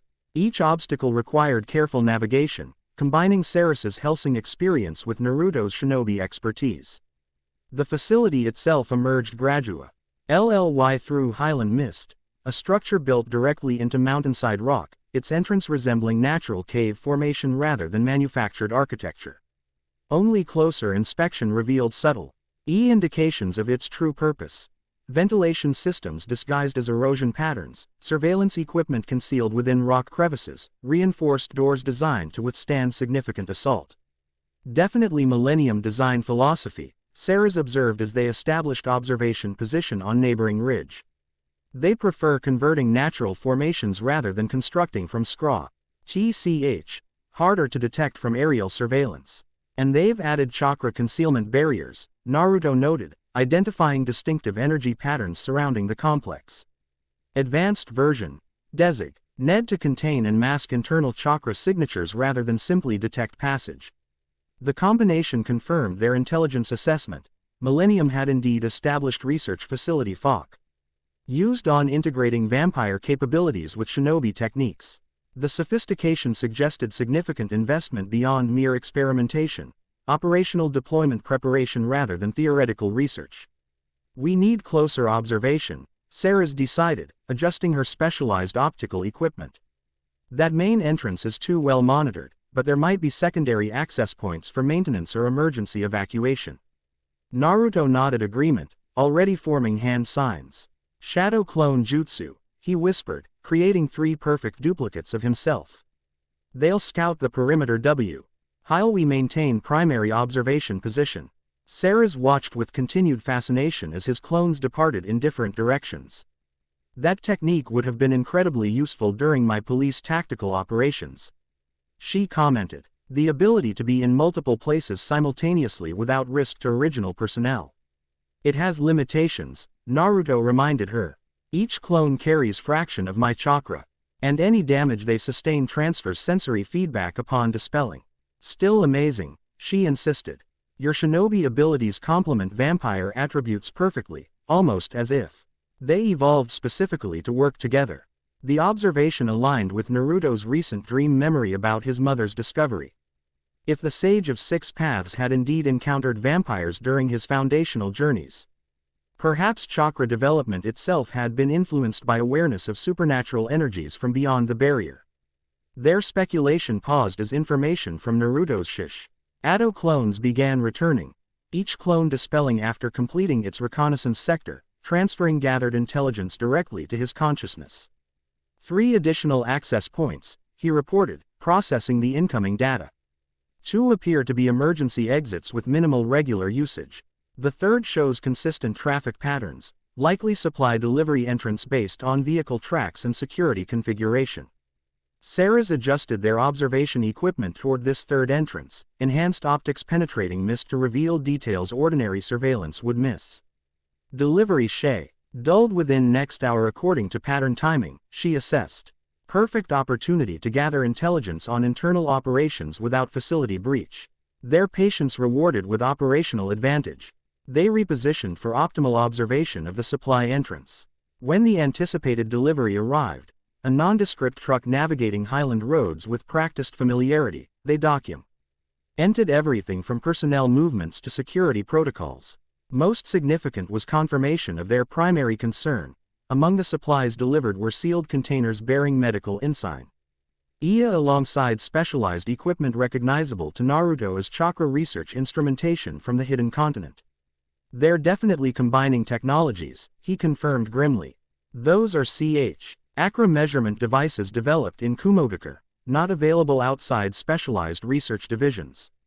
And those blood containers match Millennium's artificial vampire program supply chain, Sarah's added. The timing can't be coincidental with the attack on Hellsing Mansion. As the delivery concluded and security resumed standard patterns, they prepared to extract with gathered intelligence. Air mission parameters specified reconnaissance only, information that would inform subsequent operational planning rather than immediate intervention. Extraction point in 90 minutes, Sarah's noted. Checking coordinates against their current position. We should begin withdrawal while maintaining surveillance during retreat. Naruto agreed with her assessment, though part of him resisted leaving without more definitive information about what occurred inside the facility. His shinobi training emphasized mission parameters, but his protective instincts argued for comprehensive understanding of potential threats. Their carefully planned withdrawal had progressed halfway to extraction coordinates when Naruto's enhanced senses detected new presence entering the operational area, powerful energy signature unlike either standard Millennium personnel or shinobi hybrid soldiers. Someone's coming, he warned Sarah's, instantly alert. Not vampire, not shinobi, but something else entirely. Sarah's tensed, her expression shifting to focused concern. Describe the signature. Consecrated power. Naruto replied, struggling to characterize the unfamiliar energy pattern. Religious, but weaponized somehow. Focused through physical objects rather than channeled like chakra. Recognition flashed across Sarah's face, followed immediately by tactical urgency. Anderson, she whispered, Section 13 must have intelligence on this facility as well. We need to extract immediately. Vatican agents operate under different protocols than ours. Meaning, they destroy everything supernatural without distinction. She explained grimly, including us, if detected. Before they could accelerate their withdrawal, the mist ahead parted dramatically, not through natural air movement but deliberate dispersal by approaching figure. The man who emerged stood nearly 2 meters tall, broad-shouldered and intimidating in clerical attire modified for combat functionality. Wire-framed glass caught Highland light as he moved with purposeful stride, simultaneously casual and predatory. Most distinctive was the energy Naruto sensed emanating from him, power fundamentally different from either chakra or vampire abilities. Anchored in religious conviction transformed into tangible force.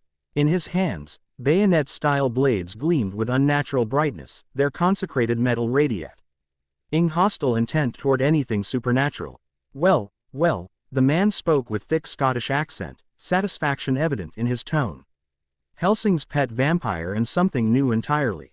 The Lord truly provides opportunities to those who faithfully serve his purpose. Sarah's shifted subtly into defensive position. Father Anderson, she acknowledged with forced neutrality. This area is under Hellsing jurisdiction by agreement with your Section 13 leadership. Jurisdiction ends where abomination begins, Anderson replied, religious fervor hardening his expression. And your companion? Reeks of unholy corruption mingled with something pagan. His attention shifted fully to Naruto, assessing with disturbing intensity. Not vampire, not demon as I know them, yet carrying darkness nonetheless. What manner of creature has Hellsing recruited now? The confrontation balanced on knife's edge between tense standoff and immediate violence. Naruto recognized dangerous opponent whose abilities and motivations operated outside his experience framework. Neither shinobi ethics nor Hellsing protocols provided clear guidance for managing zealot whose worldview categorized him as inherently offensive regardless of his actions. We're conducting authorized reconnaissance, Naruto stated calmly, adopting diplomatic approach his years as Anbu captain had occasionally required. Our organizations share concern about Millennium activities. Conflict between us serves only their interests. Anderson's laugh held genuine amusement without warmth. Diplomatic monster, how novel.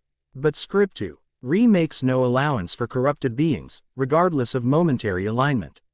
With disturbing speed, he produced additional blessed blades from concealed harnesses.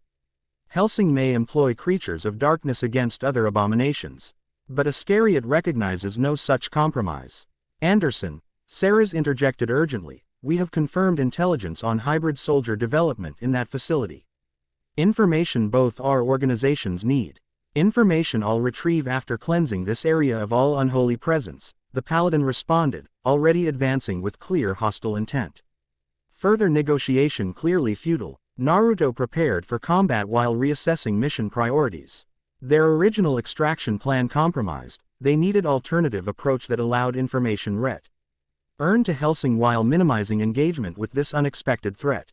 Anderson attacked with supernatural speed belying his human appearance, blessed blades leaving luminous trails through highland mist. Naruto evaded rather than blocked, immediately recognizing the weapons would cause disproportionate damage to his vampire-influenced physiology. Sarah's demonstrated similar caution, using shadow manipulation to create distance rather than directly engaging. His blessed weapons are specifically effective against vampire-based entities, she called to Naruto as they coordinated defensive movement. Any wound they inflict resists regeneration and causes intensified pain. This tactical information proved immediately relevant as Anderson's blade grazed Naruto's forearm during complex evasion sequence. The shallow cut burned with disproportionate intensity, vampire aspects of his hybrid nature reacting violently to consecrated metal. Different from chakra-based sacred energy, K. Arama noted through their mental connection. This power targets the vampire element specifically rather than supernatural energy generally. The observation provided critical insight. Anderson's weapons represented specialized threat to certain aspects of Naruto's hybrid condition while potentially less effective against others. Shifting tactical approach, Naruto channeled chakra differently, emphasizing his shinobi capabilities while temporarily suppressing vampire attributes. Interesting response, Anderson commented, noting the visible change in Naruto's energy pattern. You're corrupt. Qian runs deeper than surface taint, layers of darkness intertwined with something almost human. The paladin adjusted his own approach accordingly, producing what appeared to be ordinary paper inscribed with religious text. When activated by his focused intention, these talismans generated barrier effects similar to certain shinobi techniques but operating through completely different energy principles. We need to separate, Naruto called to Sarah's, recognizing escalating tactical disadvantage in continued engagement. I'll draw him northeast while you extract with the intelligence data. Absolutely not, she countered immediately. His abilities are specifically designed to destroy vampire-based entities. You don't have experience countering them. Their disagreement resolved itself. Abruptly when Anderson launched simultaneous attack against both positions, blessed blades somehow multiplying through space to target multiple vectors simultaneously. The assault's precision forced Hem into separate evasion patterns despite tactical preference for unified defense. Run back to your Hellsing masters, vampire girl, Anderson called to Ceres as he focused primary attention on Naruto. This new abomination requires thorough examination before proper purification. The Paladin's interest in Naruto's hybrid nature created unexpected strategic opportunity, while presenting immediate personal danger. If Anderson's fascination directed his attention away from Ceres, mission-critical intelligence could reach Hellsing regardless of Naruto's fate. Decision formed with clarity born from years of prioritizing mission success above individual survival. Go! Naruto shouted to Ceres, already launching aggressive counterattack to hold Anderson's full attention. Complete the mission. Conflict flashed across her expression, professional duty against personal concern. I'll bring reinforcements, she promised, making necessary tactical choice with evident reluctance. As Ceres utilized shadow transportation to accelerate her extraction, Naruto fully engaged Anderson, no longer attempting to avoid confrontation but strategically occupying the Paladin's complete focus. The Lting combat demonstrated why Alexander Anderson had earned his fearsome reputation among supernatural entities. The priest's abilities transcended ordinary human limitations through combination of technological enhancement, religious empowerment, and lifetime combat experience against non-human opponents. His regenerative capabilities rivaled vampire healing while blessed weapons inflicted damage that resisted Naruto's own recovery processes. Most challenging was Anderson's tactical adaptability. As he observed Naruto's techniques, he adjusted his approach with disturbing efficiency, countering shinobi strategies he couldn't possibly have encountered previously through intuitive battlefield analysis. Remarkable, the Paladin commented during momentary separation between engagement sequences. Eastern mysticism corrupted by vampire taint, yet maintaining coherent integration rather than descending to mindless abomination. Almost as if designed specifically for compatibility. The assessment struck uncomfortably close to what Naruto had recently considered regarding his mother's bloodline. Not corruption, he countered, preparing next attack sequence. Evolution. Integration of different power systems toward balanced purpose. Heresy wrapped in philosophical justification, Anderson dismissed, yet his analytical observation continued with professional curiosity beneath religious condemnation. Though your combat discipline suggests purpose beyond mere predatory existence, Hellsing has found interesting pet indeed. The exchange occurred alongside unrelenting physical conflict, Anderson's blessed blades against Naruto's chakra-enhanced techniques, each discovering which approaches proved effective against unfamiliar opponent. Blood flowed from wounds on both combatants. Though Anderson's regenerative abilities closed his injuries with disturbing speed while Naruto's hybrid healing struggled against consecrated damage.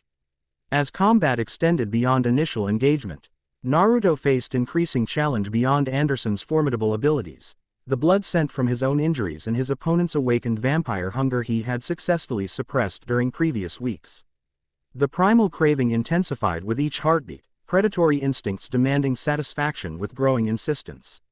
Your control weakens, Kurama warned through their mental connection. The consecrated weapons disrupt our normal balancing mechanism. The Nine Tails assessment confirmed Naruto's own realization. Anderson's blessed armaments affected not merely his physical form but the energy integration that maintained equilibrium between his human and vampire natures.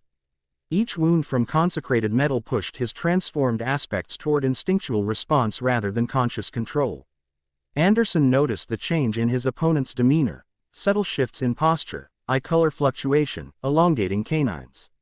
Ah, there emerges the true face beneath civilized mask, he observed with grim satisfaction. No matter how artfully disguised, the fundamental nature of corruption eventually reveals itself. The accusation might have struck deeper if Naruto had spent years integrating the Nine Tails' power with his human identity. Like that earlier challenge, this transformation required acceptance rather than rejection, understanding new aspects of himself without surrendering to their darker potentials. You're wrong, Naruto stated with calm certainty despite the hunger coursing through him. What defines us isn't the power we contain but the choices we make with it. To Anderson's visible surprise, Naruto stopped fighting his vampire nature and instead embraced it completely, but with conscious direction rather than instinctual surrender. His appearance shifted more dramatically, eyes blazing crimson while simultaneously incorporating the nine-tails' distinctive slitted pattern. The hunger remained intense but channeled toward focused purpose rather than mindless feeding. Fascinating, Anderson admitted despite obvious disapproval. Self-control despite complete manifestation of vampiric form. Most unusual. The Paladin's momentary, scientific curiosity created opening for tactical repositioning. Naruto utilized his fully integrated abilities, vampire speed enhanced by chakra flow, shinobi techniques amplified by supernatural STR. Ength, to create distance between them before Anderson could resume full offensive engagement. This confrontation serves neither of our purposes, Naruto called from newly established position. The facility we were both investigating contains greater threats to humanity than either of us represents to the other. Anderson's expression suggested consideration despite his fundamental opposition to compromise with supernatural entities. Evidence, he demanded, maintaining combat readiness while temporarily suspending direct attack. Millennium is creating hybrid soldiers combining vampire abilities with chakra techniques from my world, Naruto explained concisely. Capabilities that could threaten conventional humans regardless of religious affiliation. We gathered intelligence confirming ongoing research and potential deployment preparation. The information visibly impacted Anderson's tactical assessment. While his religious conviction regarding supernatural entities remained absolute, his operational purpose ultimately aligned with protecting humanity from existential threats. Millennium's artificial vampire program had long represented such concern for Section 13. Your evidence has reached Hellsing by now? He inquired, practical consideration temporarily overriding ideological hostility. Yes, Naruto confirmed. My partner completed extraction with documented intelligence. Anderson processed this with evident strategic calculation beneath religious fervor. Then my purpose here is completed as well. The facility will receive appropriate response once information is verified. The standoff gradually de-escalated as both combatants recognized tactical withdrawal represented optimal outcome for their respective missions. Neither had achieved complete victory, but both had secured their primary objectives, intelligence gathering completed successfully despite unexpected interference. We will meet again, creature, Anderson stated as he prepared departure. And judge more permanently what manner of existence you represent in divine order. I look forward to continuing our theological discussion, Naruto replied with deliberate irony, maintaining vigilance until the Paladin's departure confirmed hostilities had genuinely concluded. Only when Anderson's distinctive energy signature had faded beyond detection range did Naruto fully assess his condition. The confrontation had left multiple wounds from blessed weapons that resisted his accelerated healing, while suppressing his vampire hunger had depleted energy reserves significantly. Most concerning was disruption to the delicate balance between his hybrid components, consecrated damage specifically targeting vampire elements while leaving chakra systems intact created temporary disharmony in their integration. Interesting opponent, Kurama commented as Naruto began makeshift field treatment of his injuries. His weapons affected you differently than conventional damage, targeting specific aspects of your integrated nature rather than general physical form. Religious conviction weaponized, Naruto agreed, applying medical techniques Walter had provided specifically for vampire-oriented injuries. Similar to certain Shinto-based sealing techniques but more specifically focused against supernatural entities. The Nine Tails rumbled thoughtfully. Suggests potential vulnerabilities in your hybrid condition we hadn't considered. Different power systems might affect you asymmetrically rather than uniformly. The tactical implication required further consideration during recovery. For immediate concerns, Naruto needed to reach extraction coordinates despite injuries and energy depletion. The rendezvous point lay several kilometers distant through challenging terrain, manageable under normal circumstances but significantly more difficult in his current condition. As he began methodical progress toward extraction, Naruto reflected on the encounter's significance beyond immediate tactical considerations. Anderson represented entirely different paradigm for addressing supernatural threats, religious absolutism rather than Hellsing's pragmatic containment. Our shinobi village's power integration approaches. The philosophical contrast mirrored broader questions about his own transformed existence. Was his hybrid nature fundamentally corruption as Anderson insisted? Integration as he personally believed, or something else entirely, unprecedented evolution toward new balance between traditionally separate power systems. The question accompanied him th. Rough mist-shrouded highlands as extraction helicopter eventually appeared on schedule, Sarah's waiting with medical supplies and evident relief at his survival. Their return journey to Hellsing headquarters would include debriefing on both the facility intelligence and the Anderson encounter, information that would shape subsequent operations against Millennium's hybrid program. More immediately c. Nafakant was the message awaiting them upon return. Hinata Hyuga had arrived from Konoha with urgent intelligence regarding Donzo's activities and would meet them immediately at the mansion. Whatever answers she brought would undoubtedly introduce new complications to an already complex situation, as encounters between previously separate worlds inevitably must. Chapter 3 End. The End. I hope you enjoyed this episode. Remember to subscribe and like this video. See you in the next video.